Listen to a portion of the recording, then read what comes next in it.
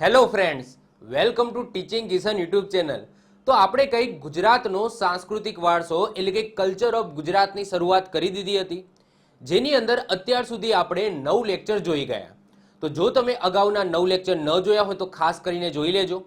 આઈ button ઉપર તમને link મળશે, એના ઉપર ક્લિક કરો, અગાઉના 9 લેક્ચર તમે જોઈ લો। હવે લેક્ચર નંબર 7 થી આપણે એક સરસ મજાનો ટોપિક શરૂ કર્યો હતો, એ હતો ગુજરાતના તીર્થ સ્થાનો અને પર્યટન સ્થળો। એટલે કે લેક્ચર નંબર 7 એનો part 1, part 2 lecture number 8, part 3 lecture number 9।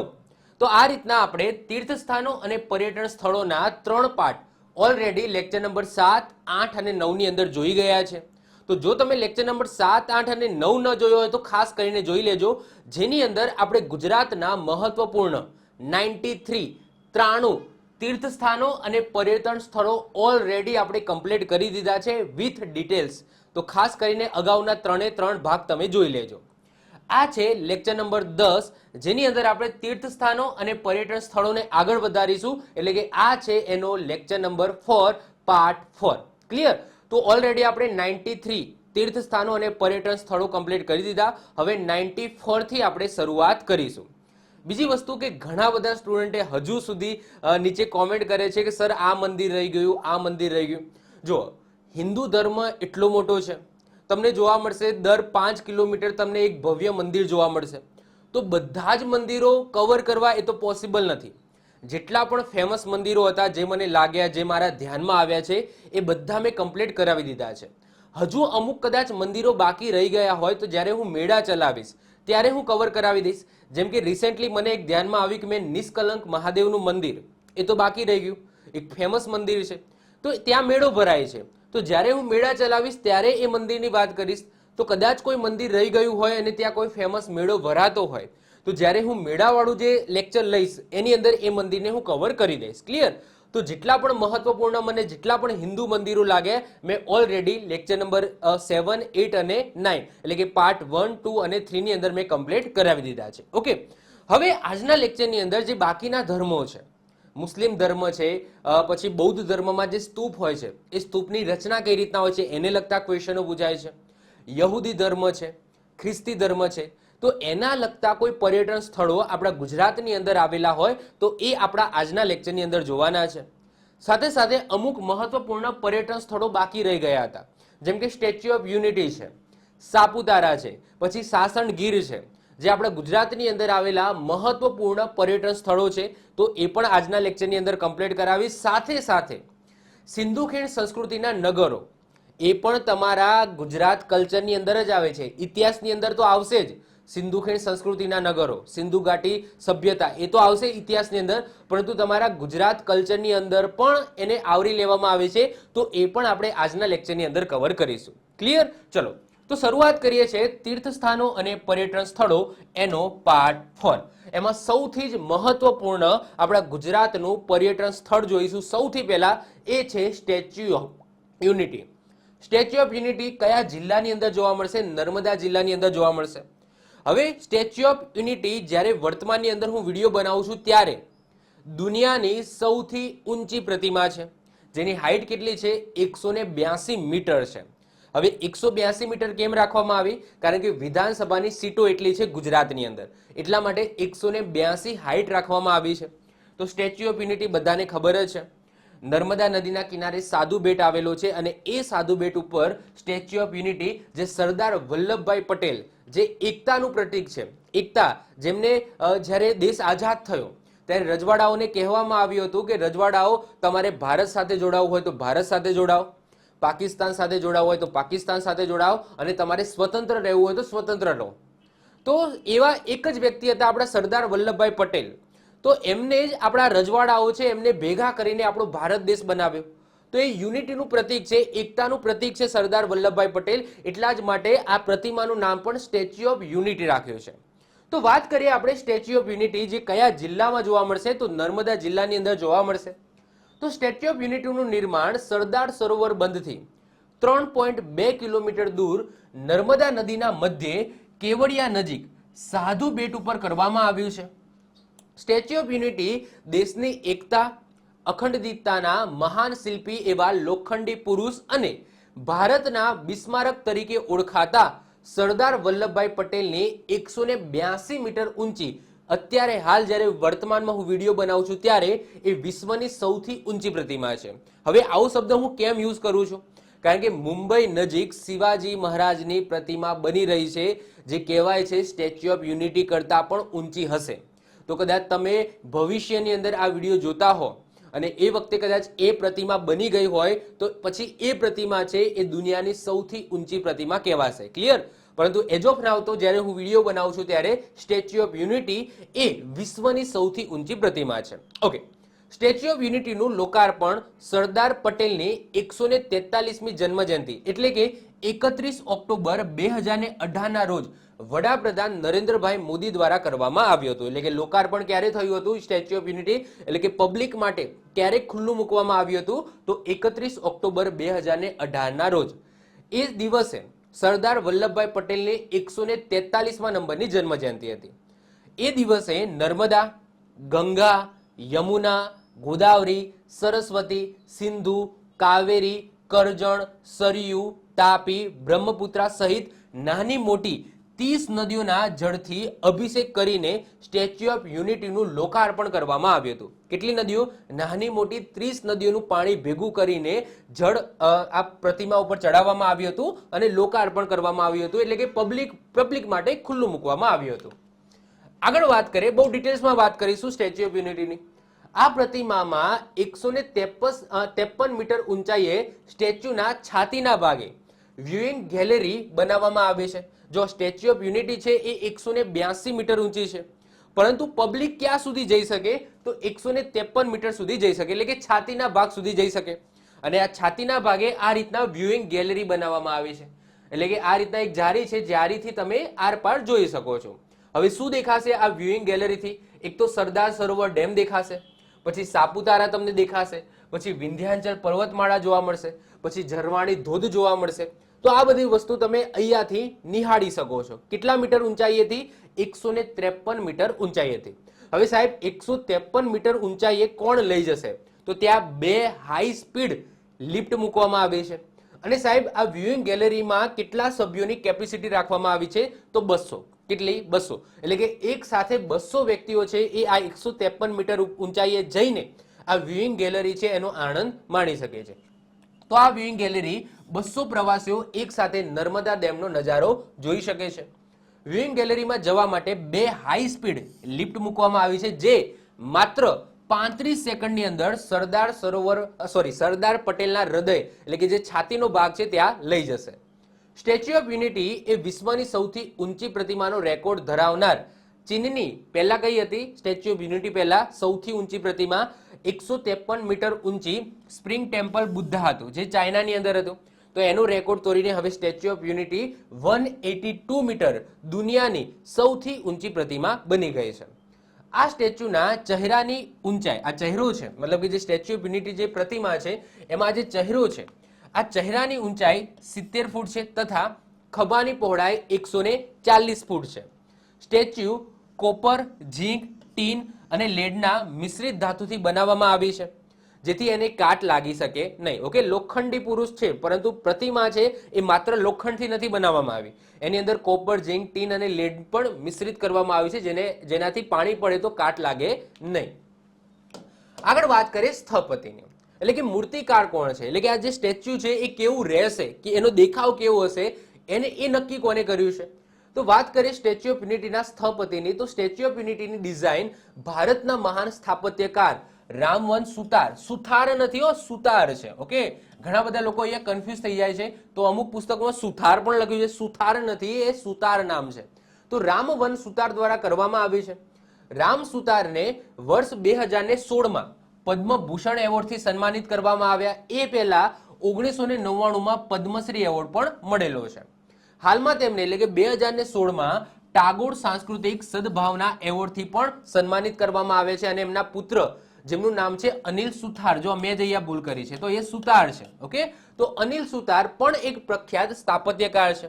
હાલમાં તેઓ મુંબઈના દરિયામાં નિર્માણ પામનારી શિવાજી મહારાજની પ્રતિમા જે શિવ સ્મારકની ડિઝાઇન તૈયાર કરવામાં અત્યારે એ લાગેલા છે. મતલબ કે મેં તમને વાત કરી ને કે દુનિયાની સૌથી ઊંચી પ્રતિમા બીજી બનવા જઈ રહી છે, એ જે સ્ટેચ્યુ ઓફ યુનિટી કરતાં પણ ઊંચી હશે, એ શિવાજી મહારાજની હશે, જે શિવ સ્મારક તરીકે ઓળખાશે.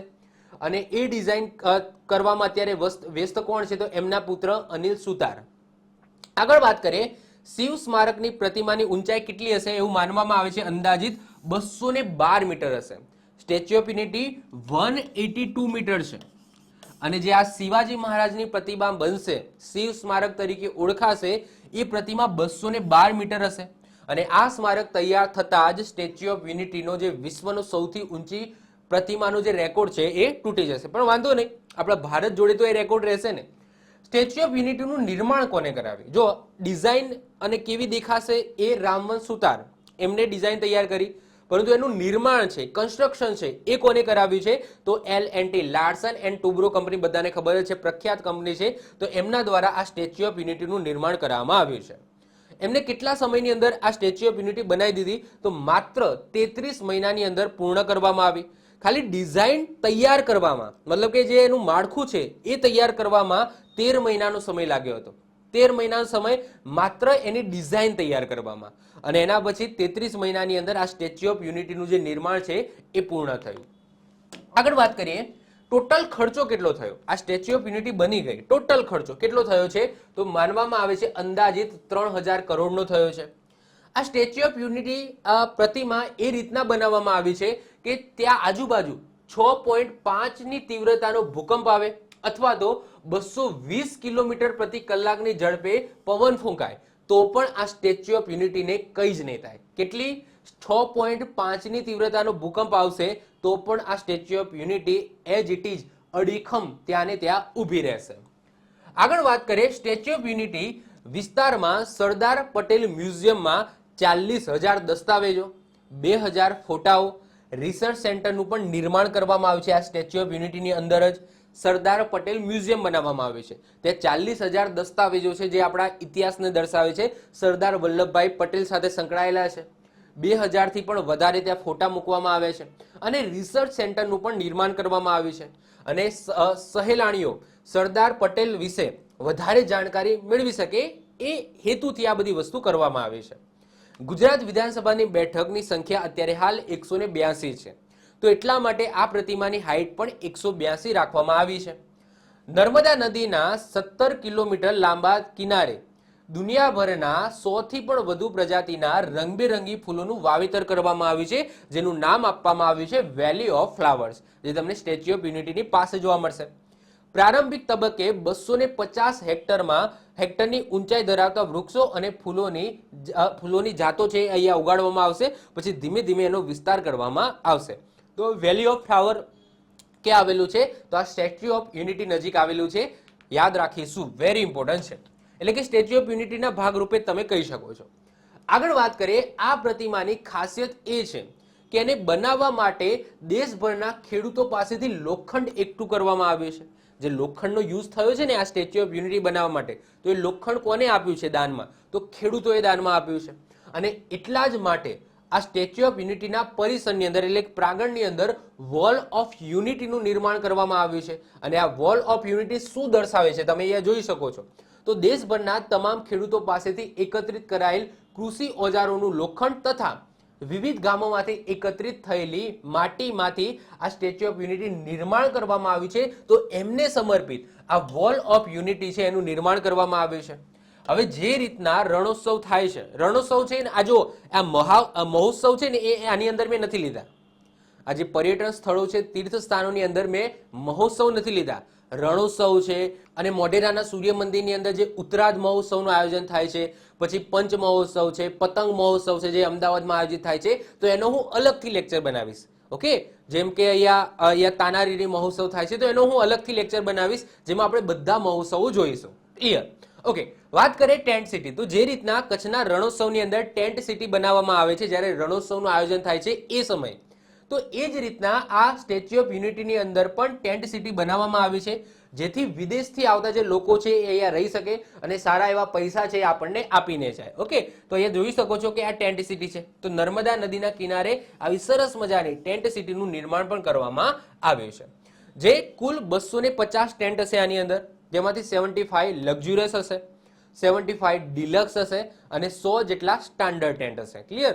તો આ ક્યાં છે? તો આ સ્ટેચ્યુ ઓફ યુનિટીની પાસે છે, જેથી વિદેશથી આવતા જે લોકો છે એ આ ટેન્ટ સિટીની અંદર રહી શકે. ક્લિયર? તો આ વાત થઈ ગઈ સ્ટેચ્યુ ઓફ યુનિટી. તો આ સ્ટેચ્યુ ઓફ યુનિટીની જે મેં 4 સ્લાઇડો કે 5 સ્લાઇડો ચલાવી, જેની અંદર જે પણ ડિટેલ્સ છે એ તમારે ખાસ યાદ રાખવાની છે. એમાંથી નાનામાં નાની વસ્તુ પણ યાદ રાખજો, કારણ કે આમાંથી ક્વેશ્ચન બની શકે છે. ક્લિયર? ચાલો નેક્સ્ટ વાત કરીએ સાપુતારા. હવે સાપુતારા બધાને ખબર જ છે, બધા ફરવા જાય છે, જે ગુજરાતનું એકમાત્ર હિલ સ્ટેશન છે. હિલ્સ ઘણા બધા છે, પરંતુ હવા ખાવાનું સ્થળ માત્ર એક જ છે. ગિરનાર છે, એ ગિરનારને આપણે હિલ સ્ટેશન ના કહી શકીએ. ત્યાં મંદિર આવેલું છે દત્તાત્રેય ભગવાનનું, તો એક ધાર્મિક સ્થળ છે. એ રીતના તમે વાત કરીએ કાળો ડુંગર, તો કાળા ડુંગર ઉપર પણ તમને શું જોવા મળશે? મંદિર જોવા મળશે. એને હિલ સ્ટેશન ના કહી શકે. પરંતુ સાપુતારા એકમાત્ર એવું સ્ટેશન છે, એવી જગ્યા છે જ્યાં માત્ર ને માત્ર લોકો હવા ખાવા માટે જાય છે, કોઈ ધાર્મિક સ્થળ નથી. તો આવું ગુજરાતનું એકમાત્ર હવા ખાવાનું સ્થળ એટલે સાપુતારા. ક્યાં આવેલું છે સાહેબ? ડાંગની અંદર આવેલું છે. ડાંગ જિલ્લાનું જે મુખ્ય મથક છે આહવા, આ આહવામાં આ તમને સાપુતારા જોવા મળશે. હવે જો મેં ગુજરાતની ભૂગોળ ચલાવેલી છે અને ભારતની ભૂગોળ પણ ચલાવી છે. જો એમાં વાત કરીએ પશ્ચિમ ઘાટની, તો પશ્ચિમ ઘાટને ગુજરાતની અંદર સહ્યાદ્રી પર્વતમાળા કહેવામાં આવે છે, અને એ સહ્યાદ્રી પર્વતમાળાનું સૌથી ઊંચું શિખર છે આ સાપુતારા, જેની હાઈટ અંદાજિત 1000 મીટર છે. ઘણી બધી પુસ્તકોની અંદર અલગ અલગ લખેલી હશે, પરંતુ હાઈટ કેટલી છે? 1000 મીટર છે. કોઈક પુસ્તકોમાં 1100 મીટર પણ લખેલી હશે, તો 1100 મીટર, કોઈ જગ્યાએ 1000 મીટર પણ લખેલી હશે, પણ અંદાજિત કહીએ તો 1000 મીટર છે. વિકિપીડિયામાં મેં ચેક કર્યું તો એમાં 1000 મીટર આપેલું છે. ઘણી બધી પુસ્તકોની અંદર 1100 મીટર આપેલું છે. ક્લિયર? ચલો, તો સાપુતારા હાઈટ કેટલી છે? તો 1000 મીટર છે, અને એ સહ્યાદ્રી પર્વતમાળાનું સૌથી ઊંચું શિખર છે. પશ્ચિમ ઘાટનું નહીં, પશ્ચિમ ઘાટનું સૌથી ઊંચું શિખર તો અન્નાઈમુડી છે, જે આપણે ભારતની ભૂગોળની અંદર જોઈ ગયા હતા. ક્લિયર? ચલો, આ ક્ષેત્ર ડુંગરાળ અને જંગલ વિસ્તાર છે. અહીં ઉનાળા દરમિયાન પણ તાપમાન આશરે કેટલું રહે છે? 30 ડિગ્રીથી ઓછું રહે છે. ઉનાળામાં, ભર ઉનાળામાં પણ 30 ડિગ્રીથી ઓછું તાપમાન રહે છે. તમને ખબર જ છે કે આપણા દક્ષિણ ગુજરાતની અંદર સૌથી વધારે વરસાદ પડે છે. વલસાડ છે, નવસારી છે, ડાંગ છે, તે સૌથી વધારે વરસાદ પડે છે આપણા ગુજરાતની અંદર. અહીંના સ્થાનિક લોકો આદિવાસીઓ છે, જે સરકારની વિનંતીથી સાપુતારાનું જે પોતાનું વંશ પરંપરાગત જે રહેઠાણ છે, જે મકાન છે, એ છોડીને નવા ગામ ગયા છે, સોરી નવા નગર ગયા છે. કારણ કે આ એક પર્યટન સ્થળ તરીકે એનો વિકાસ કરવાનો હતો. તો સરકારે એ વિનંતી કરી કે જે પણ અહીંયા સ્થાનિક આદિવાસીઓ છે એ ત્યાંથી થોડા સ્થાનાંતરિત થઈ જાય, જેથી આને એક પર્યટન સ્થળ તરીકે આપણે એનો વિકાસ કરી શકીએ. ત્યાંના જે લોકલ લોકો છે એ મુખ્ય આદિવાસી લોકો છે, જે કેવી ભાષા બોલે છે? તો ડાંગી ભાષા એટલે કે કુંકણા બોલીનો ઉપયોગ કરે છે. તો ડાંગી ભાષા લખી હોય છે, જેને કુંકણા બોલી પણ કહેવામાં આવે છે. જ્યારે આપણે આદિવાસીઓનો આખો હું ચલાવીશ કે ગુજરાતની અંદર કયા કયા પ્રકારના, કયા કઈ જાતિના આદિવાસીઓ રહે છે, તો એ પણ આપણે વાત કરીશું. અલગ અલગ ઘણા બધા આદિવાસીઓ રહે છે, આપણા આદિવાસી સમુદાય રહે છે. એમના સરસ મજાના, મેં એ વાંચ્યું તો સરસ મજાના એમના મેળાઓ છે, મજા આવવાની છે. સરસ મજાના એમના પોશાક છે, સરસ મજાની એમની રહેણી કરણી છે, એમના સરસ મજાના મહોત્સવ થાય છે, એમની પરંપરાઓ જબરજસ્ત છે. તો જ્યારે હું આદિવાસી સમાજ વિશે ચલાવીશ ત્યારે મજા આવવાની છે, અને એનો આખો એક સિરીઝ બનશે આદિવાસી સમુદાય વિશે. ઓકે, તો એ આપણે ગુજરાત કલ્ચરની અંદર જ કવર કરાવીશું, અને તમારા સિલેબસની અંદર પણ છે. ક્લિયર? આગળ વાત કરીએ કે અહીંયા જે આદિવાસી સમુદાય રહે છે એમનો મુખ્ય વ્યવસાય શું છે? તો એમનો મુખ્ય વ્યવસાયની વાત કરીએ તો પહેલા તો ખેતી છે, બીજું છે ખેત મજૂરી, પછી ત્રીજું છે પશુપાલન. આ એમનો મુખ્ય તમે વ્યવસાય કહી શકો છો. આ ઉપરાંત ત્યાંના જે લોકલ આદિવાસી લોકો છે એ જંગલમાંથી જે મવડાના ફૂલો મળે છે, પછી ખાખરાના પાન મળે છે, પછી ટીમરાના પાન મળે છે, સાંગના બી મળે છે, પછી કરંજના બી મળે છે, અને ગૌણ જે વન પેદાશો છે એ એકઠી કરીને એ વેચીને પણ એમનું ગુજરાન ચલાવતા હોય છે. પરંતુ આ સાપુતારાનો જો વિકાસ થાય છે સારી રીતના, પર્યટન સ્થળ તરીકે વિકાસ થાય છે, તો 100% સાપુતારાના જે આદિવાસી લોકો છે એમને રોજી રોટી અહીંયાથી મળી જશે. આ વસ્તુ લોકલ લેવલે બહુ જ કામ કરે છે. જો જ્યાં સુધી આપણા જમ્મુ કાશ્મીરની અંદર 370 હતું, આર્ટિકલ 370, ત્યાં સુધી જમ્મુ કાશ્મીરના લોકલ લોકોનો વિકાસ નહોતો થયો. પરંતુ જ્યારથી 370 હટ્યું છે, અત્યારે તમે જુઓ કે અત્યારે કોઈ સિમલા મનાલી નથી જતું. અત્યારે લોકો જમ્મુ કાશ્મીર ફરવા જાય છે, અને જમ્મુ કાશ્મીર ફરવા જાય છે તો ત્યાંના જે લોકલ લોકો છે એમને રોજગારી મળી રહે છે. તેમના લોકલ લોકોને પશુપાલન સાથે એક આધાર તરીકે નથી લેવામાં આવતો. ક્લિયર? તો એનાથી બહુ ઘણો ફાયદો થાય છે.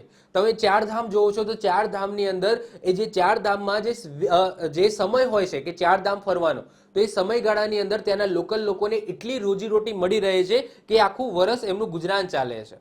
તો પર્યટન સ્થળો એનો વિકાસ કરવો બહુ જરૂરી છે. તમને શું લાગે છે કે આ સ્ટેચ્યુ ઓફ યુનિટી બનાવ્યું, હા 3000 કરોડનો ખર્ચો થયો છે, પરંતુ ત્યાંના જે લોકલ લોકો છે એમને રોજગારી મળી, પર્યટન વધ્યું, તો ક્યાંક ને ક્યાંક લાઈફ ટાઈમ માટે હવે ત્યાં પર્યટન છે એ રહેવાનું જ છે.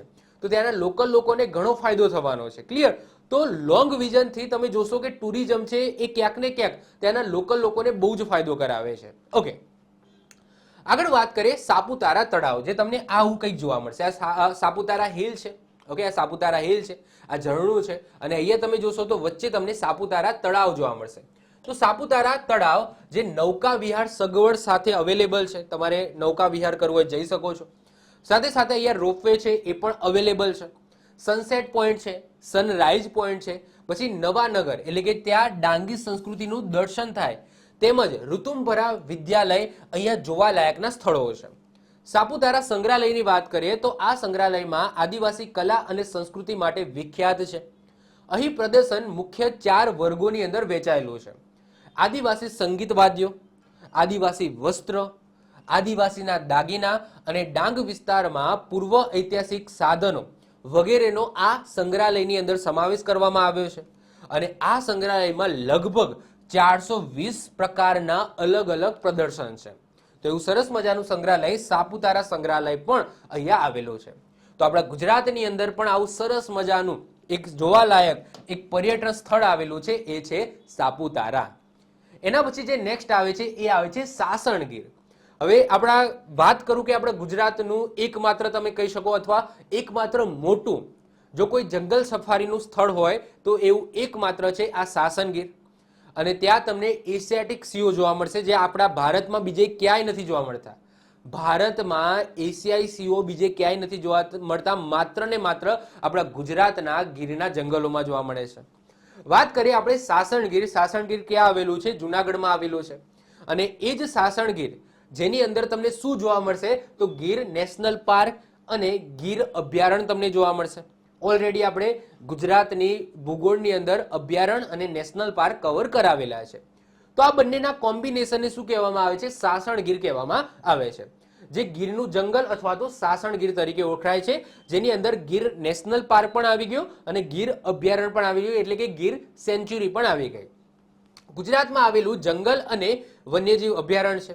વાત કરીએ સ્થાપનાની, તો સ્થાપના 1965માં કરવામાં આવી હતી. તે કુલ 1412 ચોરસ કિલોમીટરની અંદર ફેલાયેલું છે, જેની અંદર Gir national park plus Gir sanctuary બંને આવી ગયું. હવે એરિયા વાઇઝ જો એને ડિવાઈડ કરીએ 1412માં, તો 258 ચોરસ કિલોમીટર શું આવેલું છે? નેશનલ પાર્ક આવેલું છે, રાષ્ટ્રીય ઉદ્યાન આવેલું છે. અને 1153 ચોરસ કિલોમીટરમાં શું આવેલું છે? ગીર અભયારણ્ય આવેલું છે. આ એશિયાઈ સિંહોનું એકમાત્ર રહેઠાણ છે આખા ભારતની અંદર. જુનાગઢના નવાબ દ્વારા ઈસવીસન 1900, જો એ સમય માત્ર તમે જોશો ને કે 15 હતા. વાત કરીએ 1900ની સાલની અંદર, તો 1900 સાલમાં આ જગ્યાએ માત્ર સિંહોની સંખ્યા 15 હતા. અને આ વસ્તુ કોને નોટિસ કરી? તો જુનાગઢના નવાબે નોટિસ કરી. અને જુનાગઢના નવાબ દ્વારા આ એરિયાને સંરક્ષિત કરવામાં આવ્યો છે, જેથી સિંહો છે એ લુપ્ત ના થઈ જાય. તો જુનાગઢના નવાબ દ્વારા ઈસવીસન 1900ની શરૂઆતથી જ ગીરના જંગલનો જે વિસ્તાર અને સિંહો છે એને સંરક્ષિત કરવામાં આવ્યા હતા. જે પહેલ સિંહોના સંરક્ષણને ખૂબ જ મદદરૂપ બની છે, જેમની વસ્તી શિકાર પ્રવૃત્તિના કારણે ફક્ત 15 જેટલી રહી ગઈ હતી એ સમયે. એના પછી વાત કરીએ 2015ની જે રિપોર્ટ આવી એ અનુસાર જુનાગઢ, અમરેલીની અંદર પણ તમને ખબર છે કે આપણા સિંહને લઈને, આપણા હાવજને લઈને 2 અભયારણ્યો તમને જોવા મળશે. તો ટોટલ સિંહોની વાત કરીએ તો 2015ની રિપોર્ટ અનુસાર 523 સિંહો નોંધવામાં આવે છે. કેટલા? 523 સિંહો. જે અગાઉ 2010ની જે રિપોર્ટ આવી હતી એ કરતા 112 નો વધારો થયો છે. એટલે તમે કહી શકો 2010 2015 એટલે કે 5 વર્ષની અંદર અંદાજિત કહું તો 110 100 જેટલા સિંહો વધે છે. આગળ વાત કરીએ, ગીર રાષ્ટ્રીય ઉદ્યાન અને અભયારણ્યમાં પ્રવાસીઓ માટે પ્રવાસીઓને સઘળી માહિતી મળી રહે, પૂરતું માર્ગદર્શન મળી રહે એ માટે વન ખાતા તરફથી એક માહિતી કેન્દ્ર પણ ચલાવવામાં આવે છે, જેથી અહીંના સિંહોની માહિતી મળી રહે. સાથે સાથે તમને ખબર જ છે, એ દેખાય જ છે કે સિંહ સદન એટલે કે સિંહને જોવા માટે જીપ સફારી અને ગાઈડ ભાડેથી પણ તમે મેળવી શકો છો. વન્ય સૃષ્ટિ દર્શન માટે તમે જઈ શકો છો. આ માટે વન વિભાગ દ્વારા 8 પ્રવાસી માર્ગ પણ નક્કી કરવામાં આવે છે. એવું નહીં કે ભાઈ જંગલમાં ગમે તે જાઓ, ના, જે પણ જંગલ સફારી છે એમાં 8 માર્ગ છે. એ 8 માર્ગમાંથી તમારે જે પણ માર્ગમાં એટલે કે તમે જાઓ દર્શને જાઓ તો તમારે જવું હોય તો એ રીતના તમે આ 8 માર્ગ જે નક્કી કરવામાં આવે છે વન વિભાગ દ્વારા એ 8 માર્ગમાં તમે જઈ શકો છો. અને એક માર્ગ ઉપર તમે 2 કલાકની સફરની તમને પરવાનગી મળે છે. 2 કલાકની. એવું નહીં કે ભાઈ જીપ ઊભી રાખીને તમે રાત દિવસ રાહ જોવો છો કે ક્યારે સિંહ આવે છે, ના, 2 કલાક છે. 2 કલાકની અંદર એક માર્ગ ઉપર તમે રહી શકો છો. પછી તમારે પાછા આવતું રહેવું પડે. સિંહ દેખાય કે ના દેખાય, પરંતુ દેખાઈ જાય છે. ઋતુ અને હવામાન મુજબ દિવસના અમુક હિસ્સાઓ જેમાં ટાઈમ નક્કી કરવામાં આવ્યો છે, સવારે 6 થી 8, 9 થી 11 અને સાંજે 3 થી 5 અને 5 થી 7 આ દરમિયાનમાં જ સફર પર તમને જવા દે છે. એવું નહીં કે રાતે 12 થી 2 તમે જતા રહે, એવું નહીં. ઓકે, તો આ રીતના ટાઈમ પણ નક્કી કરવામાં આવ્યો છે. તો એક વ્યવસ્થાપન નક્કી કરીને આ એક સફારી છે એ અહીંયા ચલાવવામાં આવે છે. ક્લિયર? તો આ વાત થઈ ગઈ આપણા સાસણગીરની. ઓકે, એના પછી વાત કરીએ ઐતિહાસિક શહેર અમદાવાદ. તો ઐતિહાસિક શહેર અમદાવાદ એટલા માટે જરૂરી છે ભણવું. જો આની અંદર અમદાવાદની અંદર જેટલા પણ શિલ્પ સ્થાપત્યો છે, જેટલા પણ તીર્થ સ્થાનો છે કે પર્યટન સ્થળો છે એ આપણે ઓલરેડી ઇન્ડિવિજ્યુઅલી આપણે ભણી ગયા છે. પરંતુ ઐતિહાસિક શહેર અમદાવાદને એટલા માટે ભણવું જરૂરી છે કારણ કે વર્લ્ડ હેરિટેજ સાઇટ હવે થઈ ગયું છે. વર્લ્ડ હેરિટેજ સાઇટની અંદર દરજ્જો મળ્યો છે. તો ઇન્ડિવિજ્યુઅલી તો આ બધા સ્થળોને ભણી જ ગયા છે, પરંતુ આપણે એક વખત આ શહેરની પણ વાત કરી લઈએ. તો વાત કરીએ આપણે ઐતિહાસિક શહેર અમદાવાદની, તો મધ્યકાળ દરમિયાન અમદાવાદ આશાવલ નગર તરીકે જાણીતું હતું. અને અહીંયા આશાવલ ભીલોનું શાસન હતું બહુ પ્રાચીન સમય પહેલા. ઓકે, મુગલો પહેલા, મુસ્લિમ શાસકો પહેલા અહીંયા આશાવલ ભીલોનું શાસન હતું. સોલંકી વંશ આવ્યો. સોલંકી વંશ દરમિયાન તમને ખબર છે કર્ણદેવ સોલંકી રાજા થઈ ગયા. એમને અહીંયા કર્ણાવતી નગર વસાવ્યું. હવે આજનું અમદાવાદ એ કર્ણાવતી નગર નથી. આજના અમદાવાદનો એક નાના એવા ભાગની અંદર કર્ણાવતી નગર છે એ વસાવવામાં આવ્યો હતો. તો એવું નથી કે આજનું આટલું મોટું અમદાવાદ છે એ આખું કર્ણાવતી નગર કહેવાતું હતું, ના. કર્ણાવતી નગર છે એ નાનો એવો ભાગ હતો જે કર્ણદેવ સોલંકી દ્વારા અહીંયા વસાવવામાં આવ્યો હતો. ત્યાં જે કર્ણ મુક્તેશ્વર મહાદેવનું મંદિર પણ જોવા મળશે. તો એના આજુબાજુનો જે વિસ્તાર છે એ સમય કર્ણાવતી નગર કહેવાતો હતો. કોના સમયમાં? સોલંકી રાજા કર્ણદેવના સમયમાં. એના પછી ગુજરાતના સ્વતંત્ર મુસ્લિમ સલ્તનતનો પાયો નાખવામાં આવ્યો અને એમાં આવ્યા નાસરુદ્દીન અહમદ શાહ. અને નાસરુદ્દીન અહમદ શાહે ઈસવીસન 1411માં 5 મૌલવી સાથે મળીને, એમાં જે પોતે પણ એની અંદર હતા, જેમને એક પણ વખત નમાજ ન છોડી હોય એવા વ્યક્તિઓ હતા, એમને સાથે મળીને અમદાવાદ નગરની સ્થાપના કરી હતી. સૌથી પહેલા અમદાવાદની અંદર જ્યારે સ્થાપના કરવામાં આવી એમાં સૌથી પહેલા શેનું નિર્માણ કરવામાં આવ્યું અથવા કઈ ઇમારત બનાવવામાં આવી? તો આન્સર આવશે ભદ્રનો કિલ્લો બનાવવામાં આવ્યો. હવે આ જે 5 મૌલવી હતા એમાં રાજા પોતે પણ હતા, એમાં પણ એક સંત હતા અને એ સંતનો રોજો તમને સરખેજનો રોજો સરખેજની અંદર જોવા મળશે. અને એ સંત હતા ગુરુ અહમદ ખટુ ગંજબક્ષ. યાદ રાખજો, ગુરુ અહમદ ખટુ ગંજબક્ષ એમનું નામ હતું. જે આની અંદર આ 5 મૌલવીઓની અંદર એ સંત તરીકે હતા, જે અમદાવાદની સ્થાપનામાં એમને ભાગ ભજવ્યો હતો. અને એમનો રોજો આપણા અમદાવાદની અંદર સરખેજની અંદર જોવા મળશે, જેને સરખેજના રોજા તરીકે આપણે ઓળખીએ છીએ. આગળ વાત કરીએ, આ ઉપરાંત સીદી સૈયદની જાળી તમને જોવા મળશે, જેની આપણે ડિટેલ્સમાં વાત કરી હતી શિલ્પ અને સ્થાપત્યની અંદર. ભદ્રના 3 દરવાજા, અમદાવાદની જામા મસ્જિદ જે ગુજરાતની સૌથી મોટી મસ્જિદ છે એનું પણ નિર્માણ કરાવવામાં આવ્યું હતું. એના પછી આગળ વાત કરીએ કુતુબુદ્દીન અહમદ શાહની. એના પછી જ્યારે કુતુબુદ્દીન અહમદ શાહ આવ્યા તો એમને હોજ એ કુતુબ, જે આજે આપણે કાંકરિયા તળાવ તરીકે ઓળખીએ છીએ, એનું નિર્માણ કરાવ્યું. કેવું દેખાય છે? બધાને ખબર છે, આવું દેખાય છે. આવો એસબીઆઈ નો લોગો પણ છે. તો એસબીઆઈ નો જે લોગો છે એ ક્યાંથી લેવામાં આવ્યો છે? તો કાંકરિયા તળાવમાંથી લેવામાં આવ્યો છે. તો કુતુબુદ્દીન અહમદ શાહે હોજ એ કુતુબ, જેને આજે આપણે કાંકરિયા તળાવ તરીકે ઓળખીએ છીએ, એનું નિર્માણ કરાવ્યું. જ્યાં ગુજરાત સરકાર દ્વારા દર વર્ષે ડિસેમ્બર ગુજરાતના પ્રવાસ ધામ મહિનામાં કાંકરિયા કાર્નિવલનું પણ આયોજન થાય છે, જેની વાત આપણે મહોત્સવની અંદર કરીશું. કાંકરિયા તળાવની નજીક આવેલા કમલા નહેરુ જીઓલોજીકલ પાર્ક, જે આપણા ગુજરાતનું સૌથી મોટું પ્રાણી સંગ્રહાલય છે, જેનું નિર્માણ કરવામાં આવ્યું છે. કોને કર્યું છે? તો કુતુબુદ્દીન અહમદ શાહે નથી કર્યું. યાદ રાખજો, રૂબિન ડેવિડ નામના વ્યક્તિ છે, એમના પ્રયત્નોથી અહીંયા કમલા નહેરુ જીઓલોજીકલ પાર્ક એટલે કે એક પ્રાણી સંગ્રહાલયનું નિર્માણ કરવામાં આવ્યું હતું. કાંકરિયાની વચ્ચેમાં અહીંયા કંઈ દેખાય છે, આ છે એકચ્યુઅલી નગીના વાડી. શું છે? નગીના વાડી છે. એસબીઆઈ નો જે લોગો છે એ કાંકરિયા તળાવ પરથી લેવામાં આવ્યો છે અને આ લોગોની ડિઝાઇન શેખર કામત દ્વારા બનાવવામાં આવી હતી, જે ક્યાંથી પ્રભાવિત છે? તો કાંકરિયા તળાવથી પ્રભાવિત છે. કુતુબુદ્દીન અહમદ શાહે ઝૂલતા મિનારાનું પણ નિર્માણ કરવામાં આવ્યું છે. અહીંયા દેખાય છે.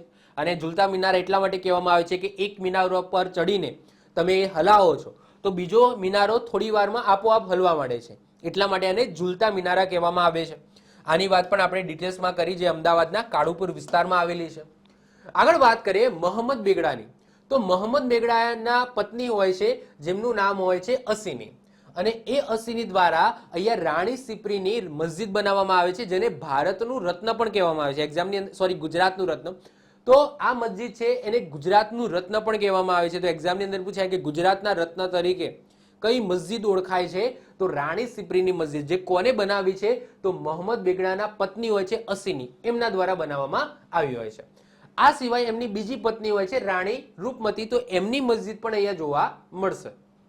મુગલ કાળ દરમિયાન જહાંગીરે કાળુપુર ખાતે ટંકશાળા સ્થાપી હતી, જ્યાં મધ્યકાલીન ગુજરાતી સાહિત્યકાર કવિ અખો એટલે કે અક્ષયદાસ સોની નોકરી કરતો હતો. તો એ ટંકશાળા પણ અહીંયા હયાતમાં છે અમદાવાદની અંદર, જે કોણે સ્થાપી હતી? જહાંગીરે. શાહજહાએ અમદાવાદના શાહીબાગ વિસ્તારમાં મોતીશાહી મહેલનું નિર્માણ કરાવ્યું હતું. અહીંયા તમે જોઈ શકો છો, આ છે મોતીશાહી મહેલ, જે અત્યારે હાલ વર્તમાનની અંદર સરદાર પટેલ રાષ્ટ્રીય સ્મારક તરીકે એક્ઝિસ્ટ કરે છે. પરંતુ પ્રાચીનમાં શું હતું? એ મોતીશાહી મહેલ હતું. આની પણ વાત આપણે શિલ્પ સ્થાપત્યની અંદર જોઈ ગયા હતા. હરકુંવરબાઈ શેઠાણી દ્વારા પોતાના પતિની યાદમાં અહીંયા હઠીસી જૈન દેરાસરોનું નિર્માણ કરવામાં આવ્યું છે, જેના સ્થાપત્યકાર કોણ હતા? પ્રેમચંદ સલાટ હતા. અને આ હઠીસીના જે જૈન દેરાસરો છે એની અંદર જૈન ધર્મના 15મા નંબરના તીર્થકર ધર્મનાથજી, આ ધર્મનાથજીનું તમને મુખ્ય મંદિર જોવા મળશે. અર્વાચીન ગુજરાતી સાહિત્યના પ્રથમ સાહિત્યકાર દલપતરામ ડાયાલાલ તરવાડી એ એમના અંગ્રેજ ન્યાયાધીશ મિત્ર એલેક્ઝાન્ડર ફાર્બસના સહયોગથી ઈસવીસન 1848ની અંદર અહીંયા અમદાવાદમાં ગુજરાત વર્નાક્યુલર સોસાયટીની પણ સ્થાપના કરી છે. આ બધી વાત આપણે શેમાં કરીશું? આ જે સોસાયટી છે, જે સાહિત્યકારોની વાત થાય છે, એ બધા આપણો સાહિત્યનો લેક્ચર આવશે, જે આ સિરીઝની અંદર જ આવશે. કારણ કે તમારા સિલેબસમાં સાહિત્યને લઈને પણ સારો એવો ભાર મૂકવામાં આવ્યો છે. ગુજરાત સાહિત્યની સંસ્થાઓ આવશે, જે મહાન સાહિત્યકારો થઈ ગયા એમની રચનાઓ છે એ પણ આવશે. આ બધી વસ્તુ આ સિરીઝની અંદર આપણે કન્ટિન્યુઅસ કરવાની છે. ઓકે, આગળ વાત કરીએ અમદાવાદની. તો મહાત્મા ગાંધીએ પહોંચી જઈએ તો મહાત્મા ગાંધીએ ઈસવીસન 1915માં કોચરબ આશ્રમની સ્થાપના કરી હતી, અને એના પછી પ્લેગનો રોગ ફાટી નીકળ્યો હતો, તો આ કોચરબ આશ્રમ છે એમને છોડવો પડ્યો હતો, અને આગળ જતા 1917માં એમને સાબરમતી આશ્રમની સ્થાપના કરી હતી. આ બંને આશ્રમની વાત આપણે ડિટેલ્સમાં આજે લેક્ચર લીધા અગાઉ, જે 3 ભાગ લીધા, 3 પાર્ટ લીધા, એની અંદર આપણે ઓલરેડી એમાં લેક્ચર નંબર 7ની અંદર આપણે બંને આશ્રમની વાત ડિટેલ્સમાં કરી ગયા હતા.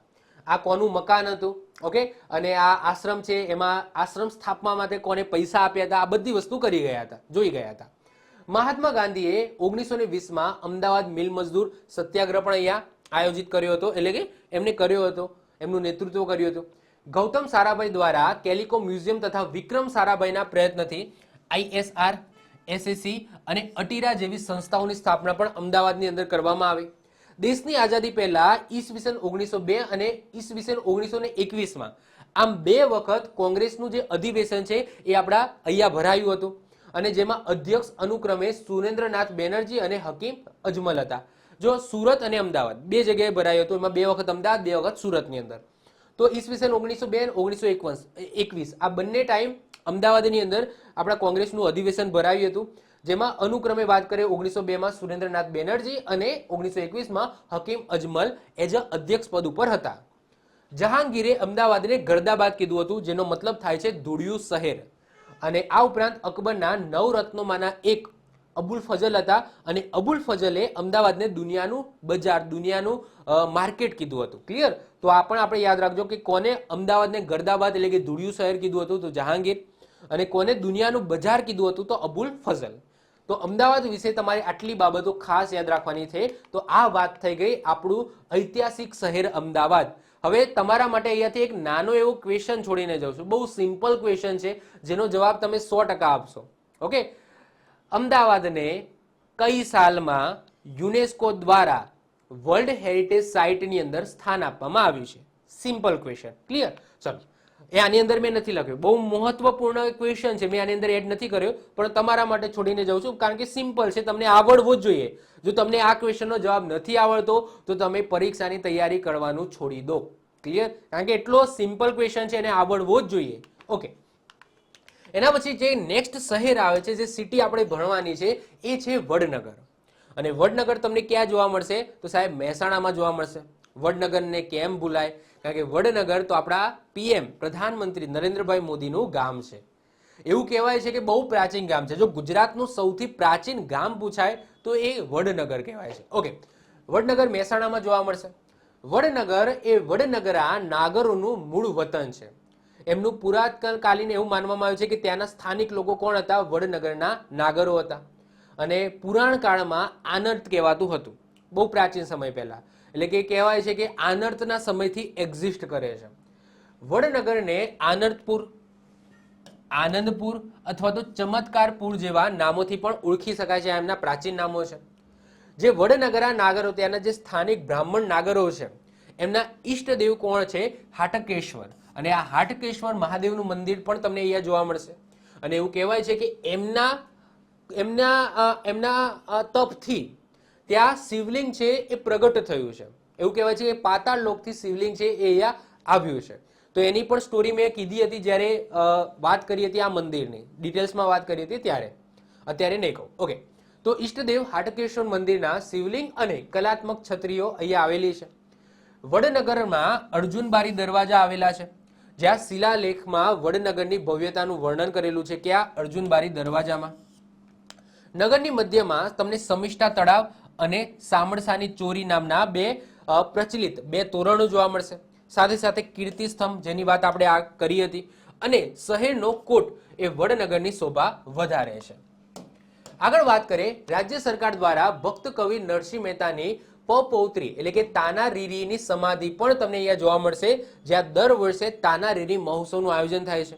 અને આ તાનારીરી જે મહોત્સવ છે એની વાત આપણે મહોત્સવમાં કરીશું. એ સમયે તાના અને રીરી, જેમની આખી સ્ટોરી છે કે તાનારીરીએ કેમ સમાધિ લીધી, ઓકે, તો એની સ્ટોરીની વાત પણ આપણે એ જ્યારે તાનારીરી મહોત્સવ ચલાવીશું એ વખતે કરીશું. ક્લિયર? તો આની અંદર મેં નથી મૂકી. વડનગર એ ગુજરાતનું સૌથી પ્રાચીન અને હયાત નગર છે. તાજેતરમાં ગુજરાતના વડનગર પાસેના અમરથોડ નજીક ચાલી રહેલા ઉત્ખનન દરમિયાન 2 મીટર વ્યાસ ધરાવતું ગોળાકાર સંરચનાવાળું પૌરાણિક દિશા સૂચક માળખું મળી આવ્યું છે. ક્યાં? વડનગરમાંથી. જેનાથી જ આપણને અંદાજો આવી જાય કે વડનગર એ કેટલું પ્રાચીન હશે. આગળ વાત કરીએ, અસામાન્ય ઈંટોથી બનેલું આ માળખું દેશમાં સૌ પ્રથમવાર અહીંયાથી મળી આવ્યું છે. પ્રોટોનાગરી લિપિમાં આ સ્ટ્રક્ચર ઉપર દિશાઓ લખેલી જણાય છે, જે સ્ટ્રક્ચર મળી આવ્યું છે એમાં. અને આ સ્થાપત્યની રચના 11મી સદીમાં થઈ હોવાનું અનુમાન લગાવવામાં આવે છે, જેનો ઉપયોગ અન્ય સ્થળ પર જવા માટે થતો હોઈ શકે છે. કારણ કે વડનગર એ અન્ય રાજ્યો કે પ્રદેશોમાં જવાનો એક મુખ્ય રસ્તો હતો. એટલે કે વડનગર છે એક સેન્ટ્રલ હતું એ સમયે. તો એવું કહેવામાં આવે છે કે આ દિશા સૂચક માળખું છે એ કઈ જગ્યાએ જવું છે તમારે. જેમ કે અત્યારે તમે બેનરો જોઈ શકો છો કે તમે રસ્તા ઉપર જતા હોય તો ત્યાં તમને દેખાય છે હોલ્ડિંગ. તો એ રીતના હોલ્ડિંગ છે એવું મળી આવ્યું છે. દિશા સૂચક વસ્તુ છે અહીંયાથી મળી આવી છે, જે પ્રોટોનાગરી લિપિની અંદર એની અંદર દિશાઓ લખેલી છે. તો આવી વસ્તુ પણ અહીંયાથી મળી આવી છે. આ કરંટ અફેર્સની અંદર ક્વેશ્ચન બની શકે છે, તો આ આપણે ખાસ યાદ રાખીશું. આગળ વાત કરીએ, અમરથોડ પાસે ખોદકામ દરમિયાન આ સ્ટ્રક્ચરની ઈંટો પર 3 સીધી રેખાઓ દર્શાવી છે, જે પૌરાણિક ગ્રંથ આધારિત છે, જે 3 દેવી શક્તિઓને લગતી હોવાનું માનવામાં આવે છે. તાજેતરમાં વડનગરના તારંગા એકચ્યુઅલી મહેસાણાની અંદર જ આવે છે. તારંગા હિલ્સ, જ્યાં અજીતનાથનું તમને મંદિર જોવા મળશે, એ જ જગ્યાની વાત થાય છે. તો તારંગાની ગિરિમાળાના તારણ મંદિરની સામેના 300 મીટર ઊંચા ઢગુલિયા પર્વત પર ખોદકામ દરમિયાન બૌદ્ધ સ્તૂપના અવશેષો મળી આવ્યા. સ્તૂપ શું છે એની વાત હમણાં કરીએ છીએ. ઓકે, આજ લેક્ચરમાં સ્તૂપનું સ્ટ્રક્ચર કેવું હોય છે, એમાં કયા ભાગને શું કહેવામાં આવે, હમણાં વાત કરીએ છીએ. તો બૌદ્ધ સ્તૂપના અવશેષો મળ્યા. આ અવશેષો 2000 વર્ષ જૂના હોવાનું માનવામાં આવે છે. તાજેતરમાં વડનગરના સ્થાપત્યો અને ઐતિહાસિક વિરાસતની દેશ વિદેશની પ્રસિદ્ધ થાય, તેમજ દેશ વિદેશના પર્યટકો વડનગરની મુલાકાત લેવા માટે પ્રેરાય તે માટે પુરાતત્વ વિભાગ દ્વારા કોફી ટેબલ બુક બનાવવાનું આયોજન કર્યું છે. આ યાદ રાખજો, આ કરંટ અફેર્સનો ક્વેશ્ચન છે. એટલે કે વડનગરની અંદર જે પણ પુરાતત્વ સ્થાપત્યો છે, ઇમારતો છે, જે શિલ્પ સ્થાપત્ય કળાની દ્રષ્ટિએ વધારે મહત્વપૂર્ણ છે, ઇવન અહીંયાથી જે અવશેષો મળ્યા છે, આ બધી વસ્તુને એક જ બુકની અંદર કવર કરીને એ બુકનું નામ આપવામાં આવે છે કોફી ટેબલ બુક. તો આવી બનાવવાની પણ રજૂઆત થઈ ગઈ છે. ઓકે, તો સરસ મજાનું આપણું એક શહેર કહી શકો, એક ગામ કહી શકો એવું આવેલું છે વડનગર, અને અહીંયાથી જ આપણા પીએમ નરેન્દ્રભાઈ મોદી છે એ નીકળ્યા છે. તો મહત્વપૂર્ણનું આ શહેર છે આપણું વડનગર, જે ક્યાં આવેલું છે, મહેસાણાની અંદર આવેલું છે, યાદ રાખીશું. ઓકે, એના પછી જે નેક્સ્ટ સિટી જોવાનું છે એ છે ચાંપાનેર. ચાંપાનેર એટલા માટે જોવાનું છે કારણ કે આપણા ગુજરાતનું પ્રથમ વર્લ્ડ હેરિટેજ સાઇટ છે. ક્લિયર, જેને 2004માં પહેલું આપણા ગુજરાતનું યુનેસ્કો દ્વારા વર્લ્ડ હેરિટેજ સાઇટ છે એ ડિક્લેર કરવામાં આવ્યું હતું. પછી 2014માં તમને ખબર જ છે શું આવશે, રાણીની વાવ, જેને આપણે કહીએ છીએ રાણકી વાવ, એ 2014માં. પછી મેં ડેશ કરીને કહું છું અમદાવાદ, અને પછી 2021માં ધોલાવીરા. એ જે ડેશ છે તમારે કહેવાનું છે કઈ સાલની અંદર અમદાવાદને વર્લ્ડ હેરિટેજ સાઇટ દરજ્જો મળેલો છે. ઓકે, તો યુનેસ્કોની વર્લ્ડ હેરિટેજ સાઇટની યાદીમાં 2004માં સામેલ થનાર ગુજરાતનું પહેલું વર્લ્ડ હેરિટેજ સાઇટ છે. મૈત્ર શાસક શિલાદિત્ય પાંચમાના તામ્રલેખમાં ઉલ્લેખિત ગોધરા પંચમહાલ જિલ્લાનું વડુ મથક છે. ઈસવીસન 647માં ચાવડા વંશના સ્થાપક વનરાજ ચાવડાએ એમના મિત્ર હોય છે ચાંપો વાણિયો, અને ચાંપા વાણિયાની યાદમાં ચાંપાનેર નગરની સ્થાપના કરાવવામાં આવે છે. આગળ જતા ઈસવીસન 1484ની અંદર મોહમ્મદ બેગડાએ ત્યાંના જે પતઈ રાવળ હોય છે, જયસિંહ, ઓકે, જયસિંહ પતઈ રાવળ હોય છે, એમને હરાવવામાં આવે છે, અને ચાંપાનેરને એને રાજધાની બનાવે છે, અને એ ચાંપાનેરનું નામ બદલીને શું કરે છે, તો મુહમ્મદાબાદ, શું કરે છે, મુહમ્મદાબાદ કરે છે. અહીં બેગડાએ નગીના મસ્જિદ બનાવી છે, આ સાથે કેવડા મસ્જિદ, જુમા મસ્જિદ અને ખજૂરી મસ્જિદનું પણ નિર્માણ કરાવ્યું છે.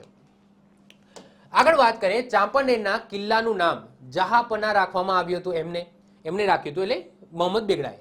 ચાંપાનેર નજીક 51 શક્તિપીઠોમાંની એક શક્તિપીઠ, જેની વાત આપણે ડિટેલ્સમાં કરી ગયા એવું, જેમનું અત્યારે રિસેન્ટલી એ મંદિરનું રિનોવેશન કરવામાં આવ્યું છે, એવું મંદિર આપણા અહીંયા રહે. ઓકે, તો આપણા મહાકાળી માતાનું મંદિર તમને જોવા મળશે આપણા પાવાગઢની અંદર, જ્યાં બાજુમાં હિલ્સ છે, એટલે કે પાવાગઢની તળેટીમાં તમને ચાંપાનેર જોવા મળશે, અને એ જે હિલ છે એના ઉપર તમને મહાકાળી માતાનું મંદિર જોવા મળશે.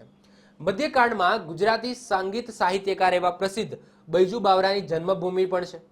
ગુજરાત સરકાર દ્વારા પ્રકૃતિ અને આધ્યાત્મિક ભાવનાનો વિકાસ થાય તે માટે અહીંયા પંચ મહોત્સવનું આયોજન કરવામાં આવે છે, જેની વાત આપણે મહોત્સવ વાળા વિડીયોની અંદર કરીશું. ક્લિયર, તો આ વાત થઈ ગઈ આપણા ચાંપાનેરની. Clear, okay. તો જેટલા પણ તીર્થ સ્થાનો અને પર્યટન સ્થળો છે હિન્દુ ધર્મને લગતા, એ બધા આપણે કમ્પ્લીટ કરી દીધા. અને જે મહત્વપૂર્ણ મને લાગે છે શહેરો ભણાવવા જેવા હતા, એ શહેરો પણ હવે કમ્પ્લીટ કરી દીધા. હવે આપણે વાત કરીશું કે હિન્દુ ધર્મ સિવાયના જે બીજા બાકીના ધર્મો છે, તો એમને લગતું કોઈ મહત્વપૂર્ણ તીર્થ સ્થાન હોય, કોઈ પર્યટન સ્થળ હોય, તો એની વાત કરીશું. હવે જો સૌથી પહેલા આપણે વાત કરીએ બૌદ્ધ ધર્મની. તો બૌદ્ધ ધર્મનું અહીંયા એમનું જે મેન જે સ્થાન હતું એ સ્તૂપ કહેવાતું હતું. અને એકચ્યુઅલી આ જે સ્તૂપ છે ને, આ સ્તૂપ નામ છે ને એ અશોકના સમયથી પ્રચલિત થયું છે. હવે એવું નહોતું કે ભાઈ અશોક પહેલા પણ કોઈ સ્તૂપ નહોતું, પરંતુ સ્તૂપનું નામ છે એ અશોક દ્વારા આપવામાં આવે, એટલે કે મૌર્ય કાળથી આ સ્તૂપ છે એ પ્રચલિત થયું છે, એટલે કે સ્તૂપ બનાવવું એ પ્રચલિત થયું છે. ક્લિયર, એના પહેલા પણ બૌદ્ધ ધર્મને માનવાવાળા લોકો હતા, પરંતુ એ એવી રચના પણ કરતા હતા. એમના જે અવશેષો છે, જે એમના બૌદ્ધ સાધુઓના અવશેષો છે, અથવા તો જે બૌદ્ધ થઈ ગયા, ઓકે, જે અવશેષો છે તો એમની પૂજા કરતા હતા, પરંતુ એને સ્તૂપ નતા કહેતા. ક્લિયર? તો આ જે સ્તૂપ નામ છે ક્યાંથી પ્રચલિતમાં આવ્યું છે? તો અશોકના સમયથી, એટલે કે મૌર્યકાળના જે સમ્રાટ થઈ ગયા, મૌર્ય સમ્રાટ અશોક, એમના સમયથી આ પ્રચલિત બન્યો છે. ઓકે, હવે બૌદ્ધ ધર્મનું તમને અત્યારે હાલ હયાત ગુજરાતની અંદર કોઈ એક્ઝિસ્ટિંગ સ્થાન નહીં મળે જે વર્તમાનમાં ચાલુ હોય. ચાલુ દેટ્સ મીન્સ કે કાર્યરત હોય. તમને અવશેષો મળ્યા છે, જેમ કે દેવની મોરી છે, અવશેષો મળ્યા છે. હમણાં વાત કરી આપણે વડનગરની અંદર અવશેષો મળ્યા છે, તારંગા હિલમાં અવશેષો મળ્યા છે, સાંચીનો સ્તૂપ તમને જોવા મળશે, બહુ પ્રખ્યાત. તો અત્યારે તમે જો કે ઇવન ભારતની અંદર પણ જે સ્તૂપ મળ્યા છે એ અવશેષો રૂપે છે. અત્યારે હાલ એવું નથી કે બૌદ્ધ ધર્મના લોકો રહે છે અને પોતાના માટે આવું સ્તૂપ બનાવે છે અને એવી રીતના પૂજાપાઠ કરે છે, એવું તમને નહીં જોવા મળે. ઇવન બૌદ્ધ ધર્મના બહુ ઓછા લોકો આપણા ભારતની અંદર અને આપણા ગુજરાતની અંદર તો નહિવત પ્રમાણમાં એક્ઝિસ્ટ કરે છે. તમને સૌથી વધારે તમને ક્યાં જોવા મળશે? ભૂતાનમાં જોવા મળશે. પછી મ્યાનમાર બાજુમાં જે દેશ છે આપણો, મ્યાનમાર અડીને જે પૂર્વોત્તર સાઈડ આવેલો છે, તો મ્યાનમારની અંદર જોવા મળશે. ચાઇનાની અંદર પણ બૌદ્ધ ધર્મના, જે તિબ્બત છે ત્યાં પણ બૌદ્ધ ધર્મના ઘણા બધા અનુયાયીઓ જોવા મળશે, પરંતુ આપણા ગુજરાતની અંદર વાત કરીએ તો નહિવત પ્રમાણમાં છે. અને એ પણ જો હયાતમાં હોય તો એ એવું નથી કે હવે આ રીતના સ્તૂપ, આ સ્તૂપનું સ્ટ્રક્ચર છે આવું બનાવીને પૂજાપાઠ કરતા હોય. તો અત્યારે હાલ વાત કરું તો હયાતમાં કરન્ટલી એક્ઝિસ્ટિંગ હોય, પૂજાપાઠ થતી હોય એવું તમને કોઈ સ્તૂપ આપણા ગુજરાતની અંદર તો એટલીસ્ટ નથી જોવા મળતું. ક્લિયર? ચલો, વાત થાય સ્તૂપની. હવે સ્તૂપનું જે સ્ટ્રક્ચર છે એને લઈને તમારી એક્ઝામની અંદર ક્વેશ્ચન પૂછાય છે. તો આ સ્તૂપ છે. હવે સ્તૂપ શું છે? તો જે રીતના આપણે હિન્દુ ધર્મ છે એ મંદિર કહીએ છીએ, મુસ્લિમ ધર્મ છે એ મસ્જિદ કહે છે, તો એ રીતના જે બૌદ્ધ ધર્મના અનુયાયીઓ છે, તો બૌદ્ધ ધર્મના એક કહી શકાય એક તીર્થ સ્થાન તરીકે એક મંદિરના જેવું જ એમનું સ્ટ્રક્ચર હોય છે, જેને સ્તૂપ કહેવામાં આવે છે. અને આ સ્તૂપ છે એ ક્યાંથી પ્રચલિત થયો શબ્દ યાદ રાખજો, મૌર્ય સમ્રાટ અશોકના સમયથી. ઓકે, હવે એ સ્તૂપની વાત કરીએ તો સૌથી પહેલા આપણે જોવા મળશે સૌથી ઉપર. હવે સૌથી મુખ્ય ભાગ કયો છે? તો આ અંડાકાર ભાગ છે. જો અહીંયાથી આપણે ચાલુ કરીએ તો આ જે અંડાકાર ભાગ તમને જોવા મળે છે, હું અહીંયા પેન બદલું છું, ઓકે, જેથી તમને ક્લિયર દેખાય. તો આ જે તમને અંડાકાર ભાગ જોવા મળે છે, જે ઈંટોનો બનેલો હોય છે, શેનો? ઈંટોનો ભાગ, ઈંટોનો બનેલો હોય છે. અને એનો આકાર તમે જુઓ તો અર્ધવર્તુળાકાર છે. કેવો છે? અર્ધવર્તુળાકાર છે. તો આ જે ભાગ છે, જે સ્તૂપનો મુખ્ય ભાગ તમે કહી શકો, અથવા સૌથી મોટો ભાગ તમે કહી શકો, તો આને કહેવામાં આવે છે અંડ. શું કહેવામાં આવે છે? અંડ કહેવામાં આવે છે. આ અંડની ઉપર તમને એક પેટી જોવા મળશે અને આ સ્તૂપનો સૌથી પવિત્ર ભાગ છે. કેમ પવિત્ર ભાગ? કે આ સ્ટ્રક્ચરની અંદર, જેમ કે આપણા મંદિરની અંદર વાત કરીએ તો મંદિરનો સૌથી પવિત્ર ભાગ કયો? તો સૌથી પવિત્ર ભાગ છે ગર્ભગૃહ, જ્યાં ભગવાનની મૂર્તિ હોય. તો એ જ રીતના સ્તૂપની અંદર આ જે પેટી દેખાય છે, આ પેટીની અંદર શું છે? તો બૌદ્ધ ધર્મના જે પણ અનુયાયીઓ થઈ ગયા, જે પણ મહાન સાધુઓ થઈ ગયા, તો એમના અવશેષો હોય. હવે અવશેષોમાં શું હોય? કાં તો એમના હાડકાં હોઈ શકે, કાં તો એમની કોઈ વસ્તુ હોઈ શકે જે પોતાની સાથે રાખતા હોય. પછી એ કંઈ પણ હોઈ શકે, કોઈ દંડી હોય, કોઈ લોટો હોય, XYZ કંઈ પણ હોય, જે સાધુ પોતાની સાથે રાખતા હોય. પછી એ હવે મૃત્યુ પામ્યા છે તો એમના યાદગીરી તરીકે તમે કહી શકો, તો એવી વસ્તુઓ આ પેટીની અંદર રાખવામાં આવે છે. તો મુખ્ય તમે કહી શકો કે મુખ્ય અને પવિત્ર ભાગ કયો છે? તો એ છે આ પેટી. અને એ પેટીને કહેવામાં આવે છે હર્મિકા. શું કહેવામાં આવે? હર્મિકા કહેવામાં આવે. ક્લિયર? તો આ અંડ છે. અંડ એ મુખ્ય ભાગ ના કહેવાય, પરંતુ સૌથી મોટો ભાગ છે. અને મુખ્ય ભાગ તમે કહી શકો, જે રીતના આપણા મંદિરનું ગર્ભગૃહ છે એ રીતના તમે કહી શકો આ સ્તૂપનું શું છે? હર્મિકા છે, જે સૌથી પવિત્ર ભાગ છે. કારણ કે ત્યાં જે મુખ્ય કહેવાય કે જ્યાં સ્થાનિક લોકો જે જોવા આવે છે, જેની પ્રદક્ષિણા કરવામાં આવે છે, એ જગ્યા રહે છે. હવે એના ઉપર તમે જો હર્મિકાની ઉપર એક દંડી છે, આ રીતના દંડી છે. અને આ દંડીમાં 3 છતરીઓ છે. કેટલી? 3 છતરીઓ જોવા મળશે. આ હર્મિકા છે ને, એ હર્મિકાની ઉપર આ રીતના તમને દંડી જોવા મળશે. અને આ દંડીમાં આ રીતના 3 નાની નાની છતરીઓ તમને જોવા મળશે. તો એને શું કહેવામાં આવે? યષ્ટિ કહેવામાં આવે. કોને યષ્ટિ કહેવામાં આવે? તો દંડીને. દંડીને શું કહેવામાં આવે? યષ્ટિ કહેવામાં આવે. અને આ જે 3 છતરીઓ છે એને છત્રી જ કહેવામાં આવે. શું કહેવામાં આવે? છત્રી કહેવામાં આવે. હવે આ 3 છત્રી શું દર્શાવે છે એની વાત હમણાં આપણે કરીએ છીએ. ક્લિયર? ઓકે, આટલું ખ્યાલ આવી ગયો? ઓકે, હવે આ જે અનુયાયીઓ છે, એટલે કે બૌદ્ધ ધર્મના લોકો છે, આ સ્તૂપ સુધી પહોંચવા માટે કોઈ ગેટ તો હશે ને? તો આ સ્તૂપની આજુબાજુ 4 દિશામાં 4 દ્વાર બનાવવામાં આવે છે. તમે જોઈ શકો છો, આ પહેલો દ્વાર છે, આ બીજો દ્વાર છે, આ ત્રીજો દ્વાર છે અને આ ચોથો. એટલે કે ચારે દિશાની અંદર આ સ્તૂપની અંદર જવા માટે 4 દ્વાર બનાવવામાં આવે છે, જેને તોરણ કહેવામાં આવે. તો એક્ઝામની અંદર પૂછાય સ્તૂપની અંદર કેટલા તોરણ હોય તો 4 હોય. કેટલા હોય? 4 અલગ અલગ દિશામાં, જેથી બૌદ્ધ ધર્મના જે અનુયાયીઓ છે એ સ્તૂપની અંદર જઈ શકે. ઓકે, હવે જેવા એ એન્ટર થશે એના પછી અહીંયા તમને શું જોવા મળશે? એક રસ્તો જોવા મળશે, અને એ રસ્તોને શું કહીશું આપણે? પ્રદક્ષિણા પથ કહીશું. અને જે રીતના સ્તૂપ હોય, સમજી લો મોટો સ્તૂપ હોય તો તમને 2 સ્ટેજની અંદર પ્રદક્ષિણા પથ જોવા મળશે. કોઈ નાનું સ્તૂપ હોય તો તમને એક જ પ્રદક્ષિણા પથ જોવા મળશે. જેમ કે આ સ્તૂપમાં મેં મોટો સ્તૂપનું ઉદાહરણ લીધું છે, તો આની અંદર તમે જોશો કે 2 પ્રદક્ષિણા પથ જોવા મળશે. તો આ જે છે ને આ તોરણ છે. હવે તોરણ છે ને, ઓકે, એક વસ્તુ રહી ગઈ કે આ તોરણ છે, તો આ તોરણને અડીને જ એક બોર્ડર બનાવવામાં આવે છે, એક દિવાલ તમે કહી શકો. તો એને શું કહેવામાં આવે? વેદિકા કહેવામાં આવે. તો વેદિકા શું છે? બીજું કંઈ જ નથી, આ પણ મોટા ભાગે ઈંટોની જ હોય છે. તો ઈંટોની બનાવેલી દિવાલ જે તોરણ સાથે અડેલી હોય છે. આ તોરણ ગેટ છે ને, તો એને અડેલી આ રીતના રાઉન્ડ જ એક શું હોય છે? દિવાલ બનાવવામાં આવે છે, જેને વેદિકા કહેવામાં આવે. હવે તોરણથી તમે એન્ટર થઈ ગયા તો અહીંયા તમને જે જગ્યા જોવા મળશે, જે રસ્તો હશે, એક રસ્તો હશે પ્રદક્ષિણા કરવા માટેનો, તો એને પ્રદક્ષિણા પથ કહેવામાં આવે છે. અને 2 ટાઈપના છે. જો અહીંયાથી એક છે, પછી એ સીડીઓ છે.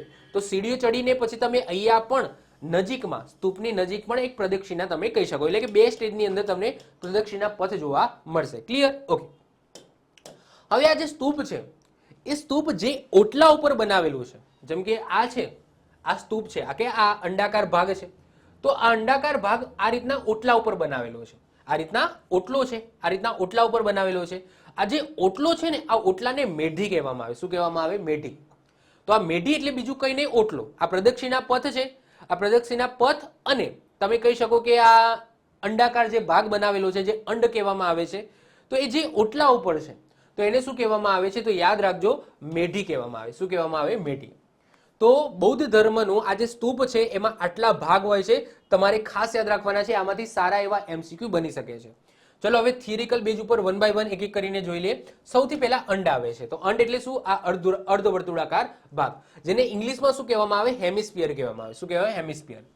તો ઈંટથી અર્ધગોળાકાર, જેને ઇંગ્લિશમાં હેમિસ્ફિયર કહેવામાં આવે, તો અર્ધગોળાકાર બનેલો ભાગ હોય છે, જે સ્તૂપનો સૌથી મોટો ભાગ હોય છે અને મુખ્ય ભાગ હોય છે. એના પછી હોય છે હર્મિકા. હર્મિકા એટલે બીજું કંઈ જ નહીં, ઉપર રહેલી પેટી, જે સ્તૂપનો સૌથી પવિત્ર ભાગ હોય છે. અને એની અંદર શું હોય? અવશેષો. કોના અવશેષો? બૌદ્ધ ધર્મના જે સાધુ થઈ ગયા, ઇવન ગૌતમ બુદ્ધના પણ અવશેષો હોઈ શકે છે. તો અવશેષોમાં શું હશે? હાડકા હોઈ શકે, એમને લઈને કોઈ વસ્તુ હોય, કોઈ પવિત્ર વસ્તુ એ હોઈ શકે, કોઈ સાધુ જે પોતાની સાથે રાખતા હોય એવી વસ્તુ, જે એમના જીવનકાળ દરમિયાન એમની સાથે જ રહી હોય, તો એવી વસ્તુ પણ આની અંદર મૂકવામાં આવે. એટલે કે અવશેષો રૂપે અહીંયા મૂકવામાં આવે. એના પછી આવે છે યષ્ટિ. યષ્ટિ એટલે બીજું કંઈ નહીં, અહીંયા હર્મિકાના ઉપર જે દંડી હોય છે ને, આ દંડીને શું કહેવામાં આવે? યષ્ટિ કહેવામાં આવે. તો હર્મિકાની ઉપર ઊભી રાખેલી દંડી, જેની અંદર 3 છતરીઓ હોય છે, જેને છત્રી જ કહેવામાં આવે. અને એ 3 છતરીઓ શું બતાવે છે? તો બૌદ્ધ ધર્મના જે 3 સિદ્ધાંતો છે એ બતાવે છે. ઉદારતા, સન્માન અને શ્રદ્ધા. ઉદારતા, સન્માન અને શ્રદ્ધા. એટલે કે એવું કહેવામાં આવે છે કે શ્રદ્ધા તમે શેની અંદર રાખો? તો શ્રદ્ધા તમે ગૌતમ બુદ્ધ જે થઈ ગયા એમની ઉપર તમે શ્રદ્ધા રાખો. સન્માન, બધાનું સન્માન કરો. અને ઉદારતા, ઉદારતા એટલે કે પ્રેમ ભાવ રાખો. તો આ એમના 3 સિદ્ધાંતો છે. આ જે 3 છતરીઓ છે એ બતાવે છે. એના પછી આવશે મેઢી. તો આ મેઢી એટલે બીજું કંઈ નહીં કે આ જે અંડ જેવો ભાગ જે બનેલો છે, અર્ધવર્તુળાકાર ભાગ જે ઓટલા ઉપર બનેલો છે, એને શું કહેવામાં આવે? મેઢી કહેવામાં આવે. એટલે તમે એ કહી શકો પ્લેટફોર્મ, સ્તૂપનું પ્લેટફોર્મ. એના પછી તોરણ, એટલે કે સ્તૂપની અંદર જવા માટેનો જે માર્ગ હોય છે એને શું કહેવામાં આવે? તોરણ કહેવામાં આવે. અને તોરણની સંખ્યા કેટલી હોય છે? 4 હોય છે. કેટલી હોય છે? 4 હોય છે. વેદિકાની વાત કરીએ તો વેદિકા એટલે કે તોરણ સાથે જોડાયેલી દિવાલ. તો આ જે તોરણ છે, આ તોરણ સાથે જે દિવાલ જોડાયેલી છે, આ દિવાલ જે જોડાયેલી છે, તો એને શું કહેવામાં આવે? વેદિકા કહેવામાં આવે. અને વાત થઈ છેલ્લે આ પ્રદક્ષિણા પટ. તો આ પ્રદક્ષિણા પટ એ મેં વાત કરીએ, જો હું ભારતની જ્યારે કલ્ચર ધરાવીશ ત્યારે સ્તૂપોની વાત કરીશ, ડિટેલ્સમાં વાત કરીશ. ક્લિયર? તો એમાં તમને વધારે આઈડિયા આવશે, જે રિયલ ઇમેજ હશે એમાં. પરંતુ આ સ્ટ્રક્ચર એક ઇમેજ છે એટલે તમને આમાં વધારે સ્ટ્રક્ચરનો વધારે આઈડિયા આવશે. ક્લિયર? પરંતુ જ્યારે તમે રિયલ સ્તૂપના તમે ઇમેજ જોશો, ગૂગલમાં સર્ચ કરશો, તો પણ તમને આ બધી વસ્તુ છે કન્ફર્મ થઈ જશે, કેવું દેખાય છે. ક્લિયર? ચલો, તો આવું કંઈક સ્ટ્રક્ચર હોય છે સ્તૂપનું. ક્લિયર છે? આઈ હોપ સો તમને આટલી વસ્તુ ખબર હોવી જોઈએ. ઓકે, તો બૌદ્ધ ધર્મમાં તમને મેં ઓલરેડી આપણે જે અવશેષો છે એની વાત કરી દીધી, જ્યાંથી અવશેષો મળ્યા છે એની વાત કરી ગઈ, દેવની મોરી અને ઘણા બધા સ્થળો, એની વાત આપણે ઓલરેડી કરી દીધી છે. ક્લિયર? તો બૌદ્ધ ધર્મને લઈને કોઈ આપણા ગુજરાતની અંદર કોઈ પર્યટન સ્થળ જોવા મળશે નહીં, પરંતુ હા, એનું જે સ્ટ્રક્ચર છે એ તમારે ખાસ યાદ રાખવાનું છે. ક્લિયર? ઓકે, એના પછી જે નેક્સ્ટ ધર્મ આવે છે એ આવે છે આપણો મુસ્લિમ ધર્મ. હવે મુસ્લિમ ધર્મ ભણ્યા પહેલા જે મસ્જિદ છે આ મસ્જિદનું સ્ટ્રક્ચર થોડું જોઈ લઈએ. ઓકે, તો આ મસ્જિદ મોટામાં મોટી મેં મસ્જિદ લીધી છે. તો કારણ કે આપણે સ્ટ્રક્ચર ભણવાનું છે તો એવી મસ્જિદ લીધી છે કે જેમાં બધા ભાગો અવેલેબલ હોય. તમને એવી ઘણી નાની મસ્જિદ પણ જોવા મળશે જેમાં અમુક ભાગો તમને એક્ઝિસ્ટ કરતા જોવા નહીં મળે. પરંતુ આપણે મોટામાં મોટી મસ્જિદ લઈએ અને એમાં જે મહત્વપૂર્ણ ભાગો છે એ ભણવાનો આપણે ટ્રાય કરીએ. તો એમાં સૌથી પહેલા આવે છે લીવાન. તો લીવાન આપણે કોને કહીશું? તો લીવાન એટલે મસ્જિદના સ્તંભવાળો ઓરડો, એટલે કે જે મુખ્ય ભાગ છે. ઓકે, એટલે કે જ્યાં જે કબર છે એ રહેલી હોય છે, જે દરગાહ હોય છે એ રહેલી હોય છે, એવો જે મુખ્ય ભાગ હોય છે તો એને શું કહેવામાં આવે? લીવાન કહેવામાં આવે. એના પછી કિબલા. કિબલા કોને કહીશું? તો નમાજ પડવાના હોલની દિવાલ. તો એ કિબલા એટલે શું કે આ જે લીવાન છે એની બંને બાજુએ તમને કિબલા જોવા મળશે. એટલે કે કિબલા એટલે શું કે એક હોલ જેવું હશે, એક હોલ જેવું હશે જ્યાં જે મુસ્લિમ ધર્મના લોકો છે એ આવીને ત્યાં નમાજ પઢી શકે છે. તો એને શું કહીશું? કિબલા કહીશું. એના પછી આવે છે મકસુરા. હવે મકસુરા કોને કહીશું? તો મકસુરા એટલે કિબલા એટલે દિવાલનો જે અંત ભાગ હોય, એટલે કે આ જે કિબલા છે તો કિબલો ઓરડા જેવો હશે, ઓરડા જેવો હશે. તો એ ઓરડાની જે દિવાલનો જે છેલ્લો ભાગ હોય છે, છેલ્લો ભાગ, એને શું કહેવામાં આવે? મકસુરા કહેવામાં આવે. ઓકે, મકસુરા કહેવામાં આવે. જે મારા હિન્દુ સ્ટુડન્ટ જે મુસ્લિમ મારા ભાઈઓ હશે તો એમને આ વધારે આઈડિયા આવશે. જે હિન્દુ મારા જેવા હશે એમને ઓછો આઈડિયા આવશે. કારણ કે જો હું હિન્દુ ધર્મથી બિલોંગ કરું છું તો મને હિન્દુ ધર્મ વિશે વધારે ખબર હોય છે. હું ક્યારે મસ્જિદમાં નથી ગયો તો મને એટલો બધો આઈડિયા નહીં હોય. પરંતુ તમારી પુસ્તકની અંદર મને જે ગૂગલ કરીને જેટલું નોલેજ મળ્યું છે એ પ્રમાણે હું ચલાવું છું. તો કદાચ મારાથી આમાં કંઈક મિસ્ટેક થઈ હોય તો મારા જે મુસ્લિમ ભાઈઓ છે થોડા કરેક્ટ કરજો મને. તો કોમેન્ટની અંદર કહેજો કે સાહેબ આ વસ્તુને આવું કહેવાય, જેથી બીજા સ્ટુડન્ટોને પણ આઈડિયા આવે. ક્લિયર? તો મને જે પુસ્તકિયું જ્ઞાન છે આ કેવું છે? પુસ્તકિયું જ્ઞાન છે. એટલે કે મેં પુસ્તકમાંથી જે લીધેલી ડિટેલ્સ છે ત્યાંથી હું ભણાવું છું, જે ગૂગલમાં મને મળી એ ડિટેલ્સ પ્રમાણે હું ભણાવું છું. ક્લિયર? બાકી હું મસ્જિદમાં નથી ગયો તો મને પણ એટલો બધો આઈડિયા આમાં નથી. તો જે પણ મુસ્લિમ ભાઈઓ હોય થોડું નીચે કોમેન્ટની અંદર મને બતાવજો, કંઈક કરેક્ટ કરવાનું હોય તો મને કરેક્ટ કરજો. ઓકે, તો મકસુરા એટલે શું? તો કિબલાની દિવાલનો જે છેલ્લો ભાગ હોય છે એને શું કહેવામાં આવે? મકસુરા કહેવામાં આવે. પછી મહેરાબ. મહેરાબ કોને કહીશું? તો જે મક્કાની તરફની સાચી દિશા બનાવે. તો તમને ખબર જ હોય કે જેટલા પણ મુસ્લિમ ભાઈઓ હોય તો એ હંમેશા કોઈ પણ મસ્જિદમાં જાય પરંતુ જે દિશામાં મક્કા હોય તો મક્કા નોર્મલી તમને ક્યાં જોવા મળશે? આપણા ભારતને લઈને વાત કરીએ તો એ કઈ દિશામાં હોય? પૂર્વ દિશામાં હોય. કઈ દિશામાં? પૂર્વ દિશામાં મક્કા જોવા મળશે. કે જે સાઉદી અરેબિયા છે ત્યાં મક્કા આવેલી છે તો એ પૂર્વ દિશામાં કહીએ તો આપણા ભારતથી પૂર્વ દિશા તરફ છે. તો આપણે જેટલા પણ મુસ્લિમ ભાઈઓ છે જ્યારે પણ નમાજ પડતા હશે તો એમની દિશા કઈ હશે? પૂર્વ દિશા હોય. તો આ જે મહેરાબ છે ને એ જ બતાવે કે મક્કાની દિશા કઈ તરફ છે. ક્લિયર? એના પછી સહન. સહન કોને કહીશું? તો ઇસ્લામ ધર્મના અનુયાયીઓ છે જે નમાજ પડવા માટે એકત્રિત થાય, બધા સમૂહમાં જ્યારે નમાજ પડતા હોય એ મેદાન. તો તમે કહી શકો કે આ મસ્જિદ છે એની આગળનું જે આ મેદાન છે ને, આ મેદાન જ્યાં બધા મુસ્લિમ ભાઈઓ તમને દેખાય છે તો એને શું કહેવામાં આવે? સહન કહેવામાં આવે. શું કહેવામાં આવે? સહન. એના પછી આવે છે ગલિયારા. ગલિયારા એટલે શું? તો મસ્જિદની અંદર જવા માટેનો રસ્તો. ગલિયારા એટલે આ ગલિયારા. ઓકે, આને ગલિયારા કહી શકાય. જેમ કે આની અંદર તમને બે ગલિયારા તમને જોવા મળશે તો આને શું કહેવાય? ગલિયારા કહેવામાં આવે. અને આ મુખ્ય પ્રવેશ દ્વાર છે. આ મુખ્ય પ્રવેશ દ્વાર છે.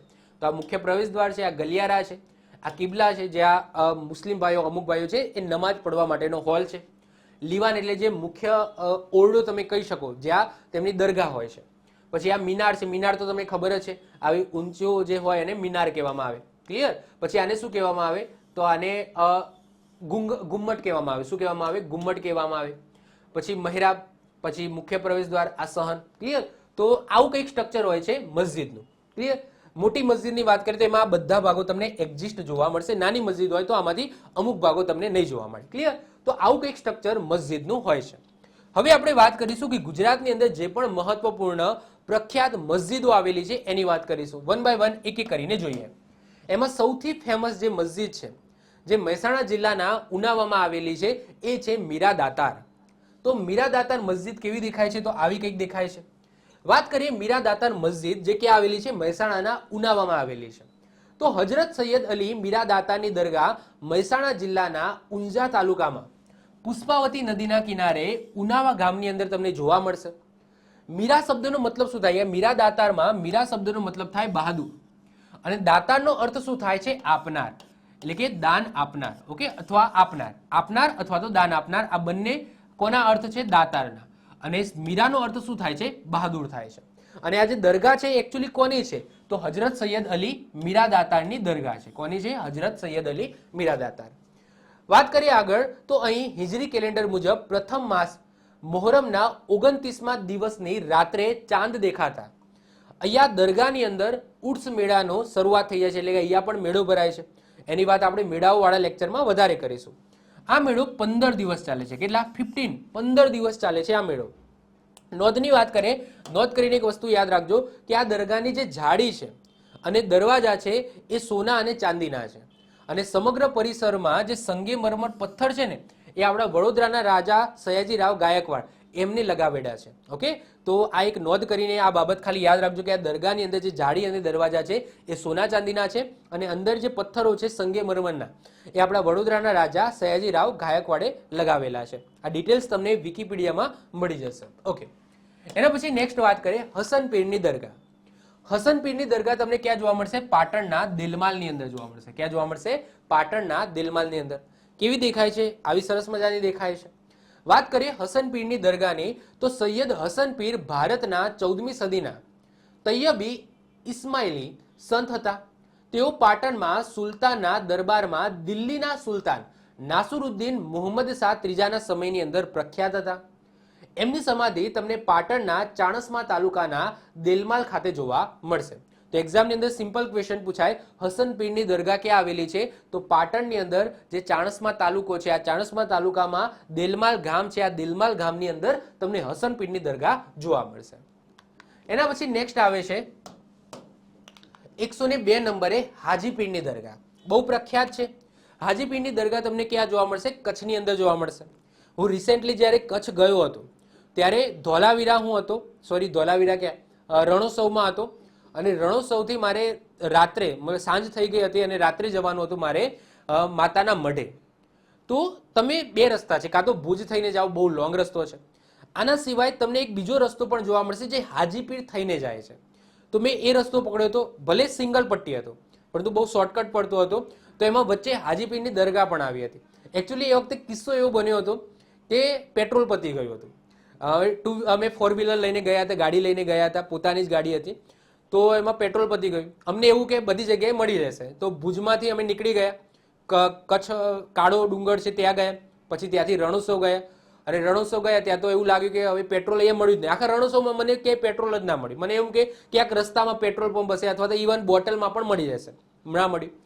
એટલે જવાનું હતું ભુજ થઈને, પરંતુ મેં આ રસ્તો જોયો કે ભાઈ હાજીપીર થઈને પણ જવાય છે, શોર્ટકટ છે, અને કદાચ પેટ્રોલ ઓછું છે તો કદાચ પહોંચી પણ જઈએ. તો એ રસ્તો મેં પકડ્યો પછી, અને પછી હાજીપીરે એ આવતા આવતા તો પતી જ ગયું હતું. પેટ્રોલ આમ એસી બેસી બંધ કરી દીધી હતી, કારણ કે એસી વધારે પેટ્રોલ ખાય, તો એસી બંધ કરીને ધીમે ધીમે જતા હતા. અને પછી રાત થઈ ગઈ હતી, અરાઉન્ડ 7:30 8 વાગ્યાની આજુબાજુ થઈ ગયું હતું. અને પછી હાજીપીર ગામ આવ્યું અને ત્યાં પછી અમને પેટ્રોલ મળ્યું હતું.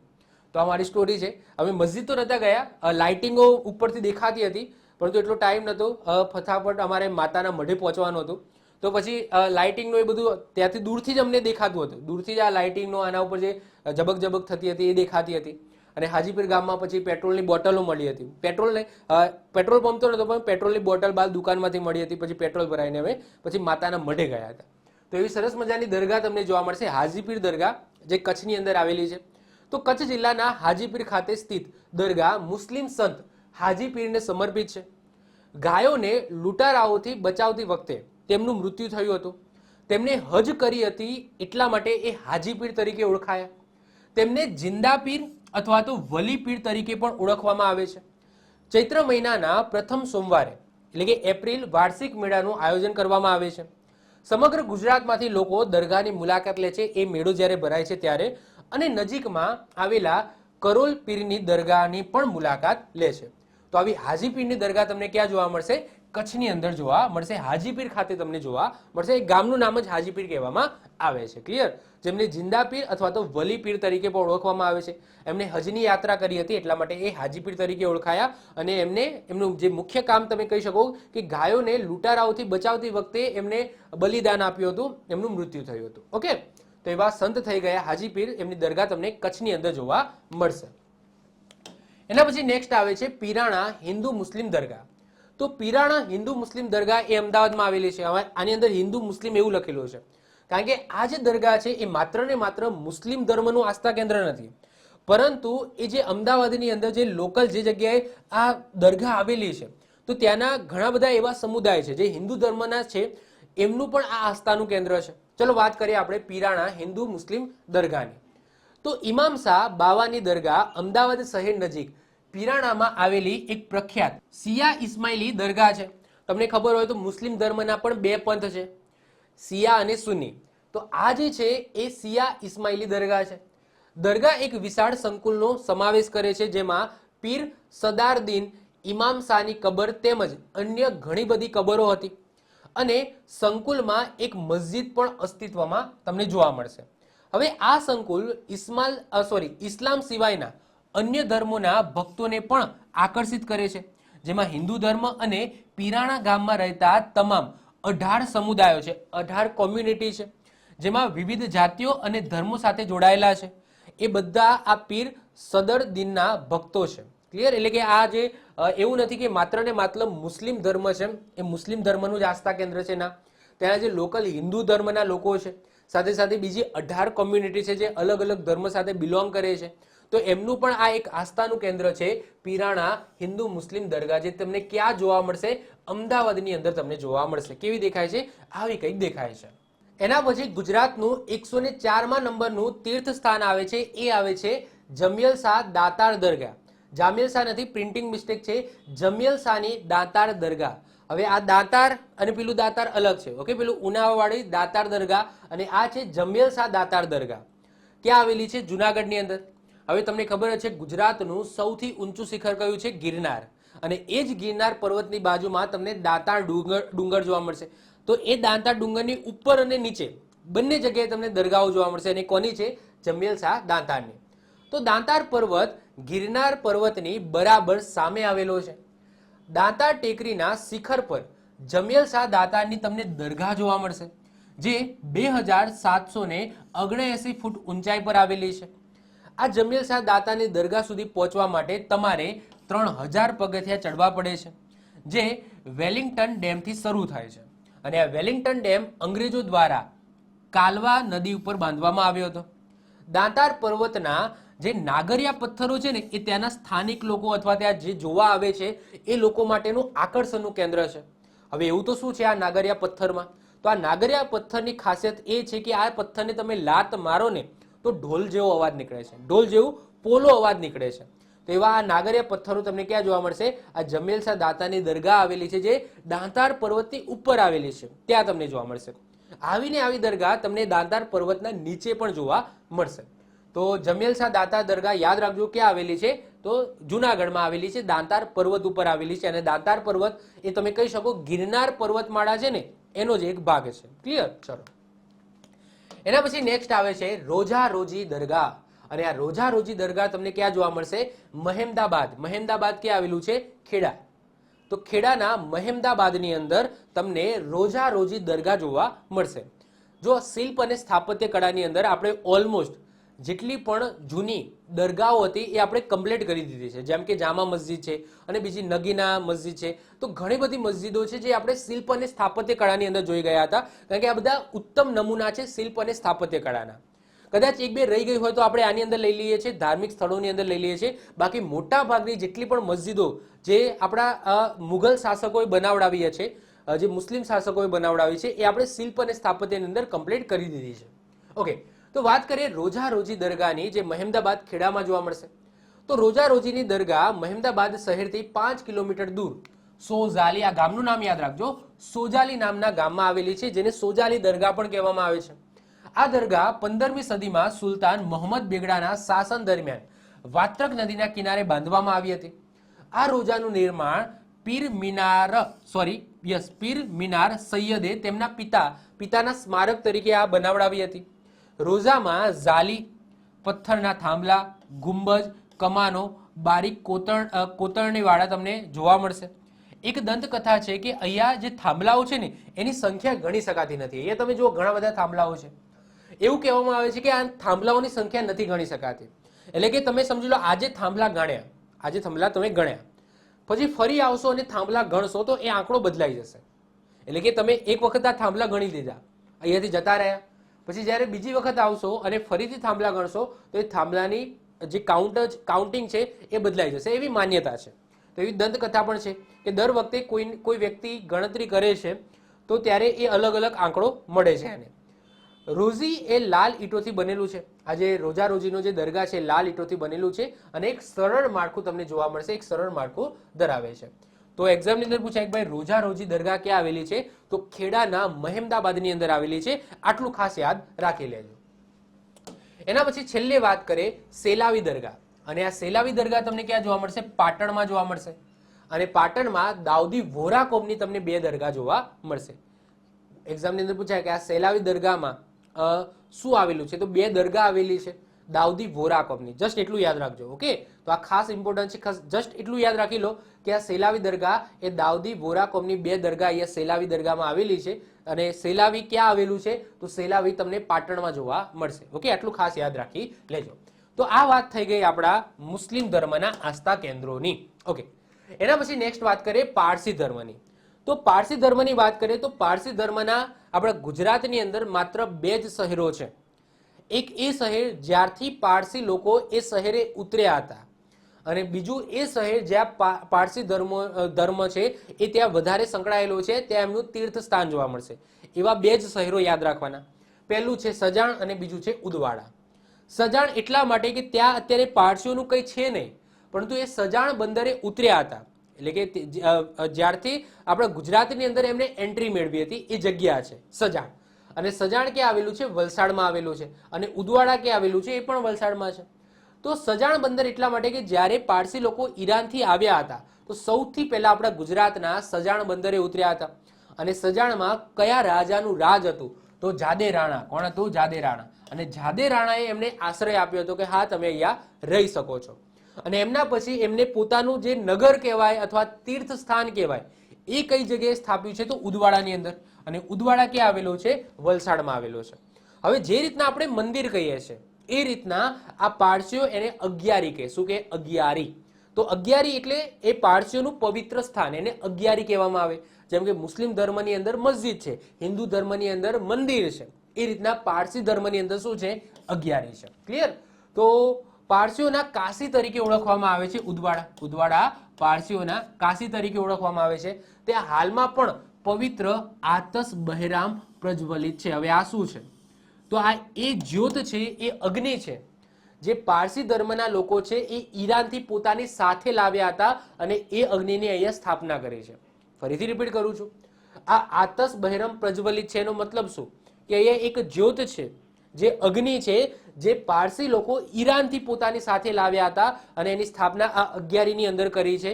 તો એને આતશ બહેરામ કહેવામાં આવે. શું કહેવામાં આવે? આતશ બહેરામ. અને પારસીઓના પવિત્ર સ્થાનને શું કહેવામાં આવે?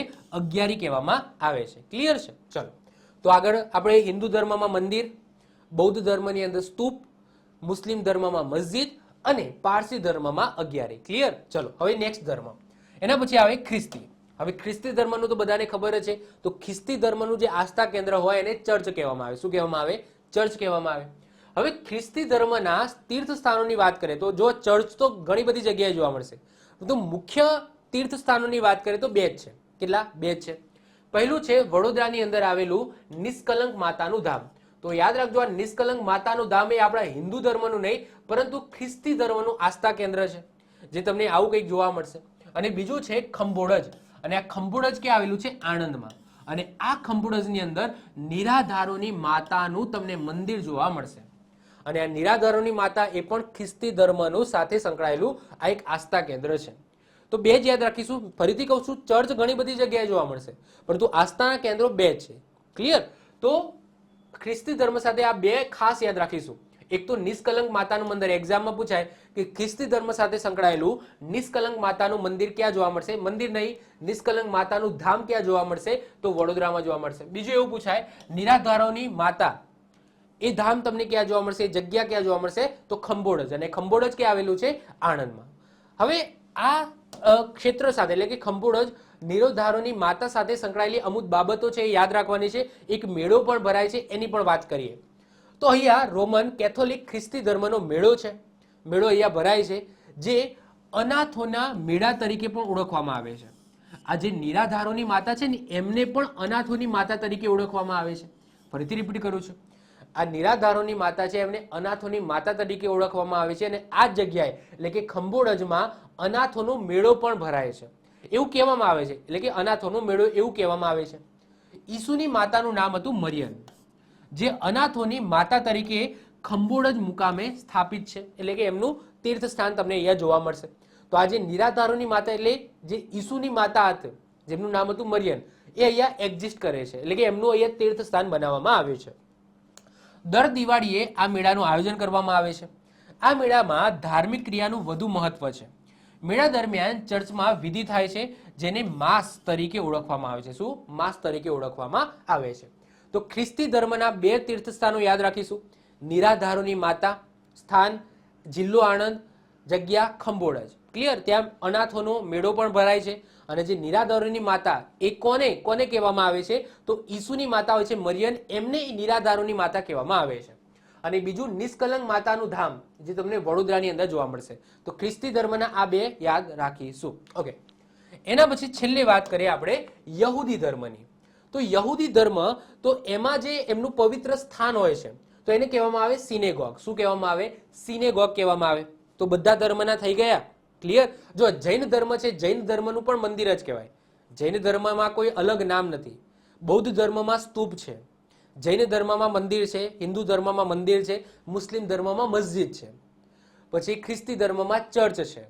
પછી આગળ આપણે વાત કરી ગયા પારસી ધર્મ. પારસી ધર્મમાં 11 છે. અને યહૂદી ધર્મમાં શું છે? તો સિનેગોગ છે. અને ગુજરાતમાં માત્ર એક જ સિનેગોગ આવેલું છે, અમદાવાદની અંદર. બીજી વસ્તુ કે યહૂદી ધર્મના બહુ ઓછા લોકો આપણા ગુજરાત ઇવન ભારતની અંદર જોવા મળશે. કારણ કે યહૂદીઓનો તો આખો એક દેશ છે જે અત્યારે બહુ ચર્ચામાં પણ છે, જ્યાં અત્યારે યુદ્ધ ચાલે છે, અને એ છે ઇઝરાયલ. તો ઇઝરાયલ છે એ આખો યહૂદી દેશ છે. ત્યાંના સ્થાનિક લોકો બધા યહૂદી છે અને યહૂદીનો જ એક દેશ બનાવવામાં આવ્યો છે ઇઝરાયલ. નાનો દેશ છે પરંતુ બધા ઉપર ભારે છે. અત્યારે તમે જો ચારે બાજુ યુદ્ધ કરે છે પરંતુ તો પણ એનામાં ક્ષમતા છે. ઓકે, ચલો યહૂદી તીર્થસ્થાનની વાત કરીએ તો અમદાવાદના ખમશા અથવા તો ખમશા જ કહેવામાં આવે છે. ખમશા અથવા તો ખામશામાં સિનેગોગ, જે ગુજરાતનું એકમાત્ર યહૂદી ધર્મનું પ્રાર્થના ગૃહ છે, આસ્થાનું કેન્દ્ર છે. સિનેગોગનો કોર્નરસ્ટોન એટલે આપણે આપણી ભાષામાં કહીએ તો આધારશિલા. તો આ જે સિનેગોગ બનાવવામાં આવી હતી એની આધારશિલા ક્યારે મૂકવામાં આવી હતી? તો 19 ઓક્ટોબર 1933ના રોજ. કોને મૂકી હતી?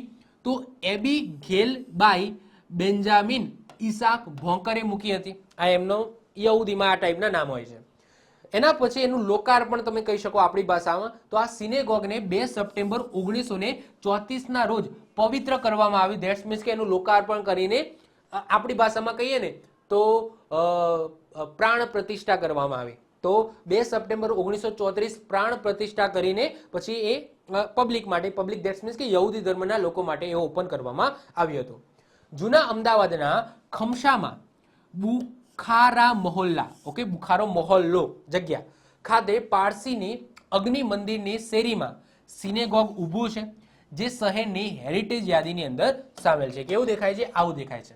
તો આખા ગુજરાતમાં યહૂદી ધર્મનું માત્ર એક જ સિનેગોગ જોવા મળશે, જે આપણા અમદાવાદના ખમસાની અંદર આવેલું છે. ક્લિયર? તો આ આપણે બધા ધર્મો અહીંયા પૂરા કરી દીધા. ઓકે, હજુ લેક્ચર પૂરો નથી થયો.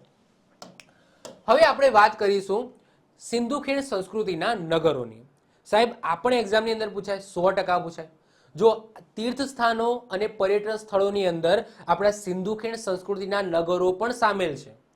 ઇતિહાસની અંદર પણ આની ડિટેલ્સમાં વાત કરવાની છે, પરંતુ કલ્ચરની અંદર પણ આ બહુ મહત્વપૂર્ણ ધરાવે છે. આમાંથી પણ ક્વેશ્ચનો બને છે. ક્લિયર? તો જો આપણે એ રીતના ભણવાનું, સિંધુ ખીણ સંસ્કૃતિના નગર એ રીતના ભણવાનું કે આપણને બહુ લોડ ના પડે. એ રીતના ભણવાનું કે એકદમ સ્ટેપ બાય સ્ટેપ ભણવાનું. ધેટ્સ મીન્સ કે શું કે સિંધુ ખીણ સંસ્કૃતિમાંથી શું પૂછાય? સિંધુ ખીણ સંસ્કૃતિમાંથી શું પૂછાય કે નગર છે ક્યાં આવેલું છે, કઈ નદીના કિનારે છે, અને એમાંથી કોઈ એવી વિશેષ વસ્તુ મળી આવી હોય એવું પૂછાય. અથવા તો એનું સ્ટ્રક્ચર છે એ કંઈક કેટલા માળનું છે, ઉપલું માળ, નીચલું માળ, કેટલા માળ છે એવું પૂછાય. તો એને તમે કોષ્ટક દ્વારા જે રીતના મેં અહીંયા બનાવ્યું છે એ રીતના બનાવી દો, કામ પૂરું. ચલો આપણે બધા આ રીતના જોઈ લઈએ. એમાં સૌથી પહેલા આવશે રંગપુર. રંગપુર ક્યારે શોધાયું હતું? તો 1931. ઓકે, અહીંયા બીજા નંબરે વર્ષ લખ્યું છે કે એ વર્ષની અંદર શોધાયું હતું. કોને શોધ્યું હતું? તો એ શોધક આવશે. કોને શોધ્યું હતું? તો માધવ સ્વરૂપ વસ્ય દ્વારા શોધવામાં આવ્યું હતું. એના પછી આ જે નગર છે એ કઈ નદી કિનારે છે? સુખબાદર નદી કિનારે છે. અને આ રંગપુર છે એ કયા જિલ્લામાં આવેલું છે? તો સુરેન્દ્રનગર જિલ્લાના લીંબડીની અંદર આવેલું છે. સૌથી પહેલા તો આટલી ડિટેલ્સ બધા સિંધુ ખીણ સંસ્કૃતિના નગરો છે એમાં આટલી ડિટેલ્સ તમારે યાદ કરી લેવાની. એના પછી નેક્સ્ટ આવે છે કે એમાંથી શું મળ્યું અને કઈક વિશેષતા હોય તો, પરંતુ આટલી વસ્તુ તો તમારે યાદ કરી જ લેવાની. તો આ એક સરસ મજાનું મેં આ રીતના જ એક સ્ટ્રક્ચર બનાવીને મેં તમને આપી દીધું છે અને આ રીતના જ આપણે બધા સિંધુ ખીણ સંસ્કૃતિના નગર ભણીશું. ક્લિયર? ચલો, કેવું દેખાય છે અત્યારે? હાલ તો આવું દેખાય છે. ઓકે, આમાંથી કંઈક વિશેષતા હોય તો એ જોઈએ. તો ગુજરાતનું સૌ પ્રથમ શોધાયેલું હડપ્ય સ્થળ છે. એક્ઝામની અંદર પૂછાય કે ગુજરાતમાંથી નીચેનામાંથી કયું પ્રથમ શોધાયેલું સિંધુ ખીણ સંસ્કૃતિનું નગર છે? તો આન્સર શું આવશે? તો રંગપુર. જો ઉત્ખનનમાં અલગ આવશે, શોધાયેલું એમાં અલગ આવશે. શોધાયેલું રંગપુર. એવું પૂછાય કે સૌથી પહેલા ઉત્ખનન, સૌથી પહેલા ખોદકામ છે એ કયા સિંધુ ખીણ સંસ્કૃતિ નગરનું કરવામાં આવ્યું? તો એ અલગ આવશે. તો એમાં શું આવશે? તમે કોમેન્ટ કરો, બાકી આગળ આન્સર આવી જશે. ના આવે તો કોમેન્ટ કરી દેજો. હું જેની પણ કોમેન્ટ સાચી હશે એને હું લાઈક કરી દઈશ. ઓકે, ગુજરાતમાં સૌ પ્રથમ શોધાયેલું હડપ્ય સ્થળ છે. ત્યાંથી માટીના વાસણો મળી આવ્યા, પછી મણકા બનાવવાનું કારખાનું મળી આવ્યું, પછી અનાજની ભૂસીનો ઢગલો જેને ચોખાના ફોતરા તમે કહો છો એ મળી આવ્યા. પછી આઝાદી પછી હડપ્યન સભ્યતાનું સૌથી વધારે અવશેષો અહીંયાથી મળી આવે છે. દેશ આઝાદ થયો એટલે કે 1947 પછી જો આ શોધવામાં આવ્યું તો 1931, ભાઈ 1947 પછી આઝાદી પછી સૌથી વધારે આપણા ગુજરાતમાં જે હડપ્યન સંસ્કૃતિના નગરો છે એમાં સૌથી વધારે જો કોઈ જગ્યાએથી અવશેષો મળી આવ્યા હોય તો એ રંગપુરમાંથી. અહીંયા મુદ્રા કે માતૃદેવીની મૂર્તિ મળી આવી નથી. ઓકે, મુદ્રા નથી મળી આવી, કોઈ માતૃદેવી કોઈ દેવસ્થાન મળી આવ્યું નથી. તો આ વાત થઈ ગઈ રંગપુરની. એના પછી બીજા નંબરે આવશે લોથલ. લોથલ જેનું ઉત્ખનન કામ, શોધવાનું કામ, શોધકામ એ 1945માં થયું છે. શોધક કોણ છે? SR રાવ છે. નદી લીંબડી ભોગાવ નદીના કિનારે છે અને જિલ્લાની વાત કરીએ તો ધોળકા. ઓકે, સોરી, અમદાવાદ જિલ્લો અને ધોળકા તાલુકો. તો ધોળકા તાલુકો અમદાવાદ જિલ્લામાં આ લોથલ તમને જોવા મળશે. અને એવું કહેવાય છે કે લોથલ એ પ્રાચીન સમયમાં એના એક્ઝિસ્ટિંગ સમયમાં એક પ્રસિદ્ધ બંદર હતું. બંદર ધેટ્સ મીન્સ કે પોર્ટ હતું. ક્લિયર? માહિતીની વાત કરીએ તો સૌથી પહેલા લોથલનો અર્થ શું થાય છે? તો લોથલનો અર્થ થાય છે મરેલાનો ટેકરો અથવા તો લાશોનો ઢગલો, જેનો મતલબ થાય લોથલ. લઘુ મોહેન્જો દડો તરીકે એની ઉપમા મળેલી છે. મોહેન્જો દડો તમને ખબર જ છે, મોહેન્જો દડો પણ એક સિંધુ ખીણ સંસ્કૃતિનું નગર છે જે અત્યારે આપણા ભારતની અંદર નથી, પાકિસ્તાનમાં જતું રહ્યું. તો મોહેન્જો દડો, લઘુ મોહેન્જો દડોની ઉપમા મળેલી છે લોથલને. વિશ્વનું સૌથી પ્રાચીન ડોકયાર્ડ હતું. ડોકયાર્ડ ધેટ્સ મીન્સ કે બંદર. 2 વિભાગની અંદર વહેંચાયેલું છે. પૂર આવવાને કારણે એનો વિનાશ થયો હોય એવું અનુમાન લગાવવામાં આવે છે. અહીંયાથી મણકા બનાવવાની અને સારવાણી એટલે કે મણકાની અંદર કાણા પાડવાની ફેક્ટરી મળી આવી અવશેષો રૂપે. અહીંયાથી અગ્નિકુંડો મળી આવ્યા, પછી ઘંટીના અવશેષો મળી આવ્યા, પછી માપ માટે ઉપયોગમાં લેવામાં આવતી હાથી દાંતની પટ્ટી છે એ અહીંયાથી મળી આવી.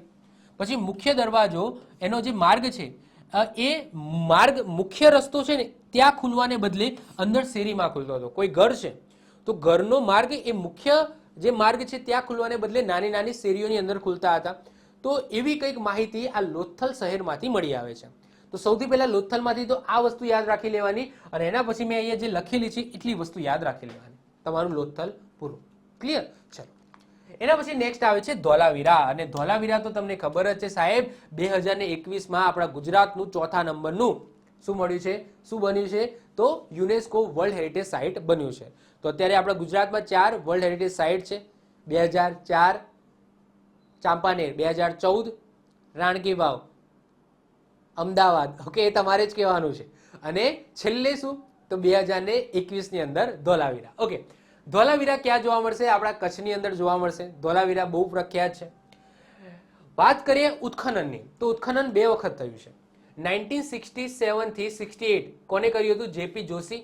અને 1990 થી 91 RS બિસ્ટ. તો 2 વખત ઉત્ખનન થયું છે અલગ અલગ વ્યક્તિઓ દ્વારા. વાત કરીએ ખદીર બેટની નીચે આવેલું છે. ખદીર બેટ શું છે? તો એક ઊંચાણવાળી જગ્યા તમે કહી શકો, જેની આજુબાજુ પાણી ભરાઈ જાય તો એ જગ્યા એક ટાપુ જેવું દેખાય તો એને બેટ કહેવામાં આવે. તો તો એ ખદીર બેટ આવેલો છે. આ ખદીર બેટની નીચે તમને ધોલાવીરા જોવા મળશે. અને ક્યાં આવેલું છે? તો કચ્છના ભચાઉની અંદર તમને ધોલાવીરા જોવા મળશે. રાખીગઢી એટલે કે હરિયાણામાં રાખીગઢી આવેલું છે. તો હરિયાણાના રાખીગઢી બાદ ધોલાવીરા એ બીજા ક્રમની સૌથી મોટી હડપ્પન નગર છે આપણા ભારતની અંદર. ક્લિયર? ભારતની અંદર 3 ભાગની અંદર વહેંચવામાં આવ્યું છે. મુખ્ય મહેલ કે જેને સિટાડેલ કહેવામાં આવે છે. 3 ભાગ છે, એમાં મુખ્ય મહેલ છે એને સિટાડેલ કહેવામાં આવે. અને એવું કહેવાય છે ત્યાં શાસકોનું રહેઠાણ હતું, જે રાજાઓ હતા એમના. બીજું મધ્યનગર અને ત્રીજું નીચલું નગર. અહીંયાથી સૌથી ફેમસ વસ્તુ જે મળી આવી છે એ છે આ રહ્યું. અહીંયા ઇમેજ દેખાય છે. આ છે દક્ષ અક્ષરોનું એકમાત્ર સાઇન બોર્ડ. દેખાય છે? આ 10 અક્ષરોનું એકમાત્ર સાઇન બોર્ડ મળી આવી છે. અહીંયા હું 10 બોલું છું ને તો મને પેલો જે મીમ્સ યાદ આવે, 10 રૂપિયા કે તુરતુરે. ઓકે, 10 રૂપિયા કે તુરતુરે. તો અહીંયા 10 અક્ષરોનું એકમાત્ર સાઇન બોર્ડ મળી આવ્યું છે. વરસાદી પાણીના સંગ્રહ માટેનું તળાવ એટલે કે રેન વોટર હાર્વેસ્ટિંગ સિસ્ટમ એટલે કે વરસાદનું પાણી છે એ કઈ રીતના એક જગ્યાએ ભેગું કરી શકાય એવી સિસ્ટમ છે એ અહીંયાથી મળી આવી છે. પછી કૃત્રિમ ડેમ, નહાવા માટેનો હોજ, વાવ તેમજ વપરાયેલ પાણીની નિકાલની વ્યવસ્થા પણ અહીંયા કરેલી છે. વપરાયેલા પાણીની વ્યવસ્થા કરેલી છે. વાવ જોવા મળશે, નહાવા માટે મોટો હોજ જોવા મળશે, કૃત્રિમ ડેમ પણ જોવા મળશે. પછી પાસાદાર પથ્થરો પર કંડાયેલા 10 શિલાલેખો જોવા મળશે. પછી ગરનારું એટલે શું? ગરનારું એટલે કે કેનાલનું નાનું સ્વરૂપ, એને ગરનારું કહેવામાં આવે. તો ગરનારા દ્વારા નદીનું પાણી લાવવાની વ્યવસ્થા એ પણ અહીંયા તમને જોવા મળશે. પછી માતૃદેવીની પ્રતિમા મળી આવી છે. પછી 12 રાશિઓનું પ્રતીક તમને જોવા મળશે. અગ્નિદાહ આપ્યા પછી મૃતદેહના વધેલા અવશેષોને દફનાવવામાં આવતા હતા. તો એ વસ્તુ પણ અહીંયા જોવા મળી છે. તો આ વાત થઈ ગઈ ધોલાવીરાની. જો ઇતિહાસ જ્યારે હું ચલાવીશ ત્યારે એક એક વસ્તુ એટલું ડિટેલ્સમાં ચલાવીશ, પરંતુ અત્યારે કલ્ચર ચાલે છે તો હું આને ડિટેલ્સમાં નથી લેતો. જસ્ટ ઉપર છેલ્લું પણ બધું મહત્વનું લઈ લઉં છું. એવું નથી કે એમને એમ જ ઓછું લઉં છું, ના, બધી મહત્વની બાબતો લઈ લઉં છું. પરંતુ હજુ ધોલાવીરાનું આખું સ્ટ્રક્ચર છે મારે દોરીને સમજાવવાનું છે તમને. પરંતુ ક્યારે? ઇતિહાસની અંદર. જ્યારે ઇતિહાસ ચલાવીશ ત્યારે. એજ ઓફ નાઉ ધોલાવીરાને ધોલાવીરા તરીકે તમે વાંચી લો. ક્લિયર? કલ્ચર તરીકે તમે વાંચો. જ્યારે ઇતિહાસ ભણાવીશ ત્યારે ડિટેલ્સમાં દોરીને આખું સ્ટ્રક્ચર બતાવીશ, કેવું છે, કેટલા લાંબી શેરીઓ છે, આ બધી વસ્તુ હું જ્યારે ઇતિહાસ ભણાવીશ ત્યારે ભણાવીશ. ક્લિયર? ચલો વધીએ આગળ. એના પછી નેક્સ્ટ આવે છે પ્રભાસ પાટણ. પ્રભાસ પાટણ એ તમને ગીર સોમનાથ જિલ્લાની અંદર જોવા મળશે, જે સિંધુ ખીણ સંસ્કૃતિનું નગર છે. 1955-56 ની અંદર એનું ઉત્ખનન થયું. કોને કર્યું? ડેક્કન કોલેજ બોમ્બે દ્વારા આનું ઉત્ખનન કરવામાં આવ્યું. આજે પ્રભાસ પાટણ છે એ ત્રિવેણી સંગમ, હરિના કપિલા અને સરસ્વતી. ઓકે, તો હિરણ, કપિલા અને સરસ્વતી ત્રિવેણી સંગમ પાસે તમને પ્રભાસ પાટણ જોવા મળશે. ત્યાં જ આવેલું છે. શું આવેલું છે? દેહોત્સર્ગ તીર્થ, જ્યાં કૃષ્ણ ભગવાનના અંતિમ સંસ્કાર કરવામાં આવ્યા હતા, એ જગ્યા પણ અહીંયા આવેલી છે. એના પછી આગળ વાત કરીએ પ્રભાસ પાટણની તો 2 સ્તરો તમને જોવા મળશે. જ્યાં પ્રથમ સ્તરના નિવાસીઓ રાખોડી કે લીલાશ પડતા રંગના અને બીજા સ્તરના નિવાસી ચળકતા લાલ રંગના મૃતપાત્ર એટલે કે જે વાસણો તમે કહી શકો, મૃતપાત્રનો ઉપયોગ કરતા હતા. ક્લિયર? તો એવી વસ્તુ આ પ્રભાસ પાટણની અંદર જોવા મળે છે. આવું કંઈક દેખાય છે. એના પછી નેક્સ્ટ આવે છે દેસલપર. દેસલપર જેને ગુંથલી તરીકે પણ ઓળખવામાં આવે છે. દેસલપર જેનું ઉત્ખનન 1963-64 ની અંદર કરવામાં આવ્યું. કોને કર્યું છે? તો આર્કિયોલોજીકલ સર્વે ઓફ ઇન્ડિયા દ્વારા કરવામાં આવ્યું છે. અને કઈ નદીના કિનારે આવેલું છે? તો યાદ રાખજો, મોરાઈ. કઈ? મોરાઈ. અને ક્યાં આવેલું છે આ દેસલપર ગુંથલી? તો કચ્છના નખત્રાણાની અંદર તમને જોવા મળશે દેસલપર, જેને ગુંથલી પણ કહેવામાં આવે છે. તાંબાના ઓજારો મળી આવે, મુદ્રાઓ, વજનિયા તેમજ કાચી ઈંટ અને પથ્થરથી બનેલા કિલ્લાઓ અહીંયાથી મળી આવ્યા છે. નગરનું પતન વિનાશક પૂરથી થયું હોય એવું અનુમાન લગાવવામાં આવે છે. તો જસ્ટ આપણે એટલું તો યાદ રાખી જ લઈએ કે દેસલપર ગુંથલી એ ક્યાં આવેલું છે? કચ્છની અંદર આવેલું છે. કઈ નદી કિનારે? તો મોરાઈ નદીના કિનારે આવેલું છે. ક્લિયર? ચાલો આગળ. એના પછી સુરકોટડા. સુરકોટડા એ ક્યાં આવેલું છે? તો એ પણ કચ્છના રાપરની અંદર જોવા મળશે. 1964 ઉત્ખનન થયું છે. કોને કર્યું છે? જેપી જોશી દ્વારા કરવામાં આવ્યું છે. માહિતીની વાત કરીએ તો આ કેન્દ્રમાં ઘોડાના સંગીનના અવશેષો, હળ વડે ખેડાયેલા ખેતરો સહિતનો અલગ આકારની કબરો મળી આવી છે. એટલા જ માટે નામ સુરકોટડા પડ્યું. આ સુરકોટડા એટલા માટે જ નામ પડ્યું કારણ કે અહીંયાથી ઘોડાના હાડકા મળી આવ્યા છે, એટલે જ અહીંયા નામ સુરકોટડા પડ્યું છે. ઘોડાના અવશેષો ઈસવીસન પૂર્વે 2000ના સમયના માનવામાં આવે છે. તો સુરકોટડા ક્યાં આવેલું છે? તો કચ્છની અંદર તમને જોવા મળશે. યાદ રાખીશું.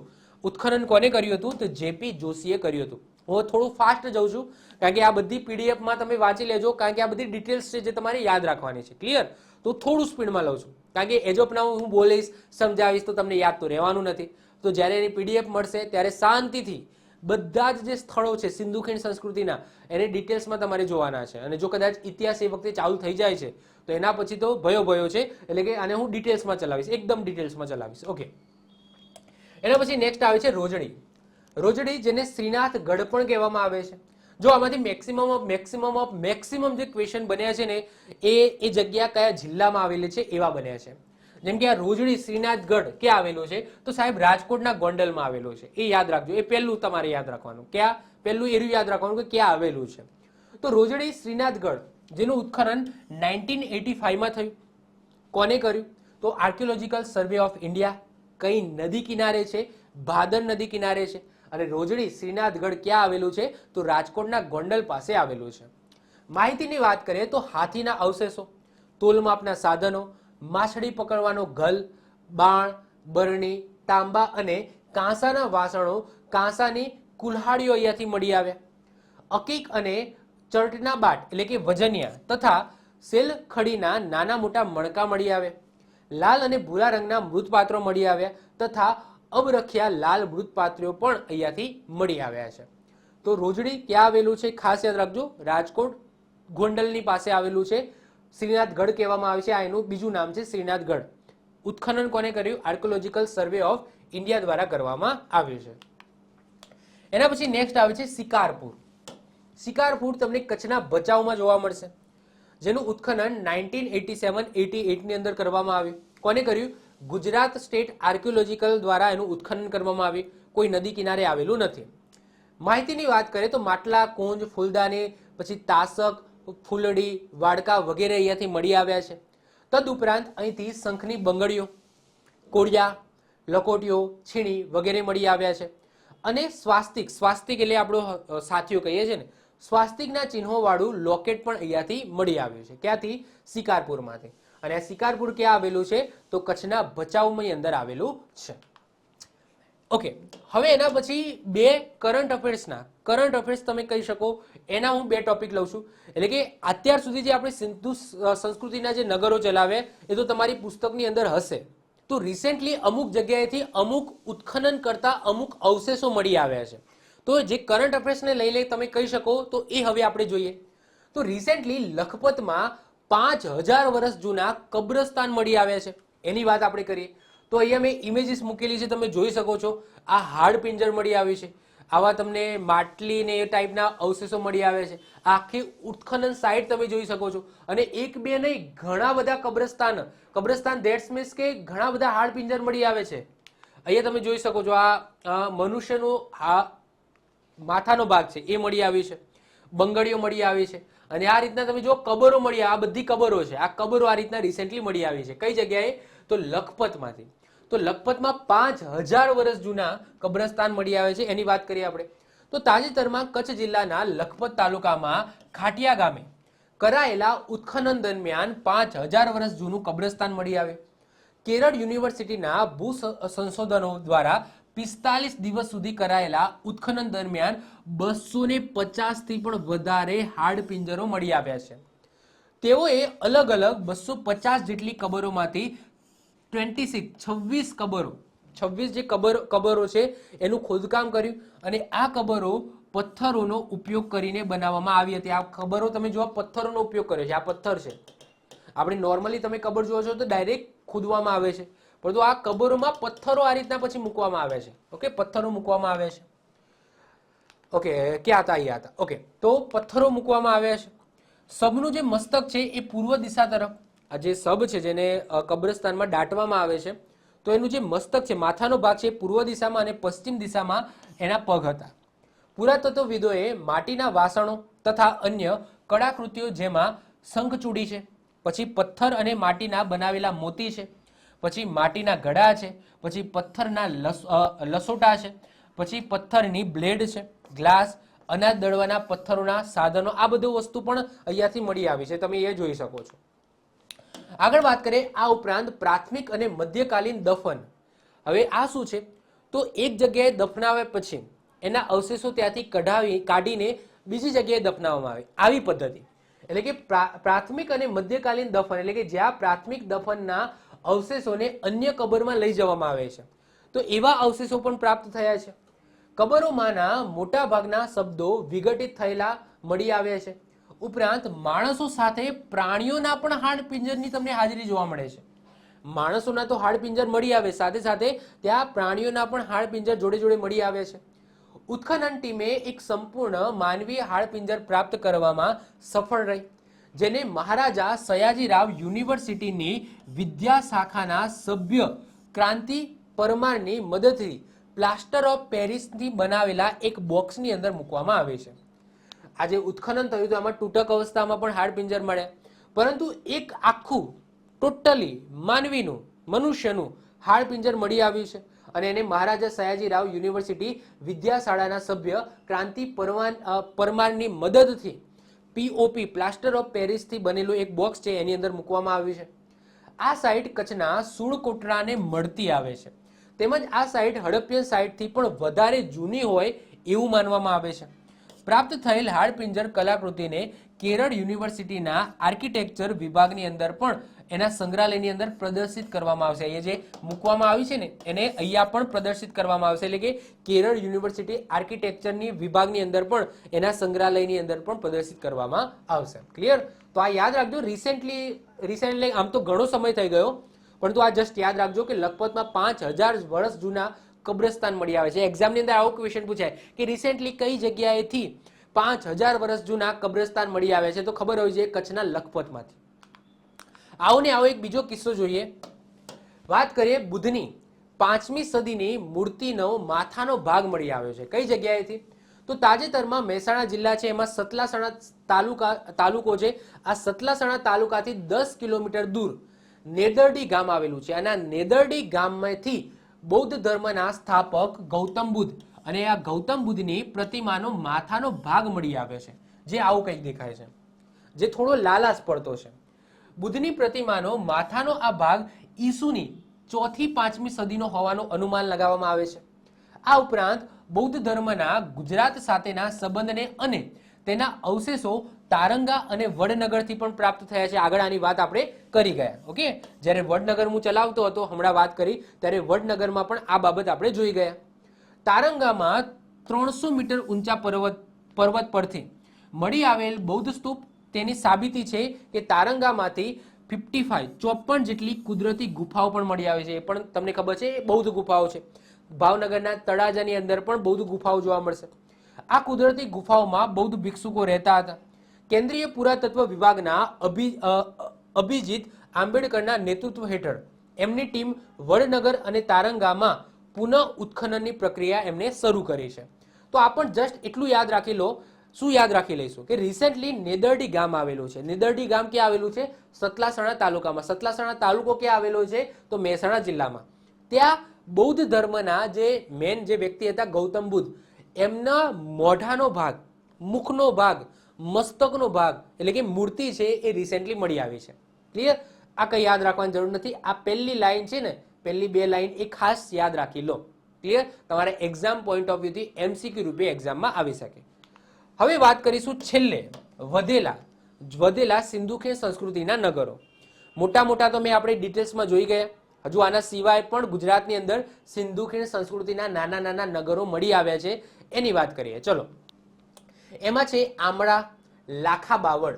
તો આમળા અને લાખા બાવળ તમને ક્યાં જોવા મળશે? જામનગરમાં જોવા મળશે. યાદ રાખજો. જેના શોધક MS યુનિવર્સિટી છે, ઉત્ખનન કરતા કહી શકો. વર્ષ 1955-56 ની અંદર મળી આવે છે. પછી કુતાંસી યાદ રાખજો ક્યાં આવેલું છે? મોરબીમાં છે. સિંધુખેણ સંસ્કૃતિનું નગર છે, ફુલકી નદીના કિનારે છે. PP પંડ્યાએ ઉત્ખનન કર્યું છે 1988 ની અંદર. એના પછી લાંગણજ ક્યાં આવેલું છે? મહેસાણા જિલ્લામાં તમને લાંગણજ જોવા મળશે, જેમનું ઉત્ખનન અથવા તો શોધ કરતા કોણ છે? તો રોબર્ટ બ્રસફર્ટ છે. કોણ છે? રોબર્ટ બ્રસફર્ટ. ક્લિયર? એના પછી ખીરસરા. જે આ નાના નાના શહેરો છે ને, એમાં મુખ્ય તમારે એ જ યાદ રાખવાનું કે એ શહેર કયા જિલ્લામાં આવેલો છે, એ મુખ્ય છે. એટલું તો તમને ખબર જ હોવી જોઈએ. આ કંઈ ખબર નહીં હોય તો ચાલશે, પરંતુ આ અને આ ખાસ ખબર હોવી જોઈએ. ખીરસરા, ખીરસરા ક્યાં આવેલું છે? તો કચ્છના નખત્રાણામાં છે. ખીરસરા એ સિંધુ ખીણ સંસ્કૃતિનું નાનું નગર જે નખત્રાણામાં આવેલું છે કચ્છની અંદર. એના પછી કાનમેર. કાનમેર તમને ક્યાં જોવા મળશે? તો કચ્છના રાપરની અંદર જોવા મળશે કાનમેર. પછી કુરણ. કુરણ તમને ક્યાં જોવા મળશે? કચ્છના ભુજની અંદર તમને જોવા મળશે કુરણ. ક્લિયર? કાનમેરમાંથી એક વસ્તુ યાદ રાખજો, સામૂહિક રસોડાના અવશેષો મળી આવે છે. કાનમેરમાં સામૂહિક રસોડાના અવશેષો મળી આવે છે. આ એક હાઇલાઇટ છે, એ યાદ રાખવાનો છે. એના પછી બીજા જોઈએ તો બાબરાકોટ. બાબરાકોટ ક્યાં તમને જોવા મળશે? તો અમરેલીના જાફરાબાદની અંદર મળી આવ્યું છે બાબરાકોટ. પછી ભગતરાવ. આ બધા શું છે સાહેબ? સિંધુ ખીણ સંસ્કૃતિના નગરો છે. અમુકના નામ તો તમે સાંભળ્યા નહીં હોય, યાદ રાખજો. આવા જ પૂછાશે, જે નહીં સાંભળ્યા હોય ને એવા જ એક્ઝામની અંદર પૂછાશે. ભગતરાવ જે ભરૂચના હાંસોટમાં છે. પછી ગોળધરો. ગોળધરો અમરેલીના બગસરામાં છે. પછી માલવણ જે વલસાડમાં છે. પછી પબુગઢ. પબુગઢ તે કચ્છના રાપરમાં છે. પછી વેજલકા. આ વેજલકા એ બોટાદમાં છે, રાણપુરમાં. પછી કોટ અને પેડામણી, બધાને ખબર જ છે કોટ અને પેડામણી એ મહેસાણાના વિજાપુરમાં છે. પછી પાદરી અને કેરલાનો ધારો. પાદરી અને કેરાલાનો ધારો. ઓકે, કેરલા નહીં, કેરાલાનો ધારો જે ભાવનગરના તળાજામાં આવેલું છે. પછી કાંજ અને કંજેતર જે ગીર સોમનાથના કોડીનારમાં છે. અને મેઘમ. આ મેઘમ છે તમને ભરૂચમાં જોવા મળશે. તો આ બધા સિંધુ ખીણ સંસ્કૃતિના નગરો છે નાના નાના, જે તમને આ બધા જિલ્લાઓની અંદર જોવા મળશે. આ યાદ રાખજો. તો આ સાથે આપણા ગુજરાતના તીર્થ સ્થાનો અને પર્યટન સ્થળો અહીંયા પૂરા થાય છે. જે મારે 2 લેક્ચરમાં ચલાવવાના હતા એના ક્યારે 4 લેક્ચર થઈ ગયા મને પણ ખબર ના પડી. અને એટલા બધા પર્યટન સ્થળો આપણા ગુજરાતમાં આવેલા છે, એટલા તીર્થ સ્થાનો આવેલા છે કે આને 10 લેક્ચર સુધી ખેંચવા હોય તો પણ હું ખેંચી શકું. પરંતુ થોડું સેલ્ફ વર્ક પણ કરો. ઓકે, બધું હું કરીને આપીશ, થોડું સેલ્ફ વર્ક કરો. તમારે ઓલમોસ્ટ બધું લઈ જ લીધું છે, પરંતુ કદાચ એવું લાગે છે કોઈ મંદિર રહી ગયું, અરે યુટ્યુબ છે, વિકીપીડિયા છે, એમાં ડિટેલ્સ છે, વાંચો જાતે. ક્લિયર? થોડું સેલ્ફ વર્ક પણ તમે કરી શકો છો. તો આ સાથે આજનો લેક્ચર અહીંયા પૂર્ણ થાય છે. જો તમને વિડીયો ગમ્યો તો વિડીયોને લાઇક કરી દો, મિત્રો સાથે શેર કરી દો. જો તમે આ ચેનલ ઉપર નવા આવી ગયા હોય તો ચેનલને સબસ્ક્રાઇબ કરીને બાજુમાં બેલ આઇકન દબાવી દો, જેથી કોઈ નવો વિડીયો અપલોડ કરું તેની નોટિફિકેશન તમને મળતી રહે અને તમારો કોઈ પણ વિડીયો મિસ ના થાય. તો મળીશું નેક્સ્ટ લેક્ચરમાં. Bye, all the best. Jai Hind, જય ભારત.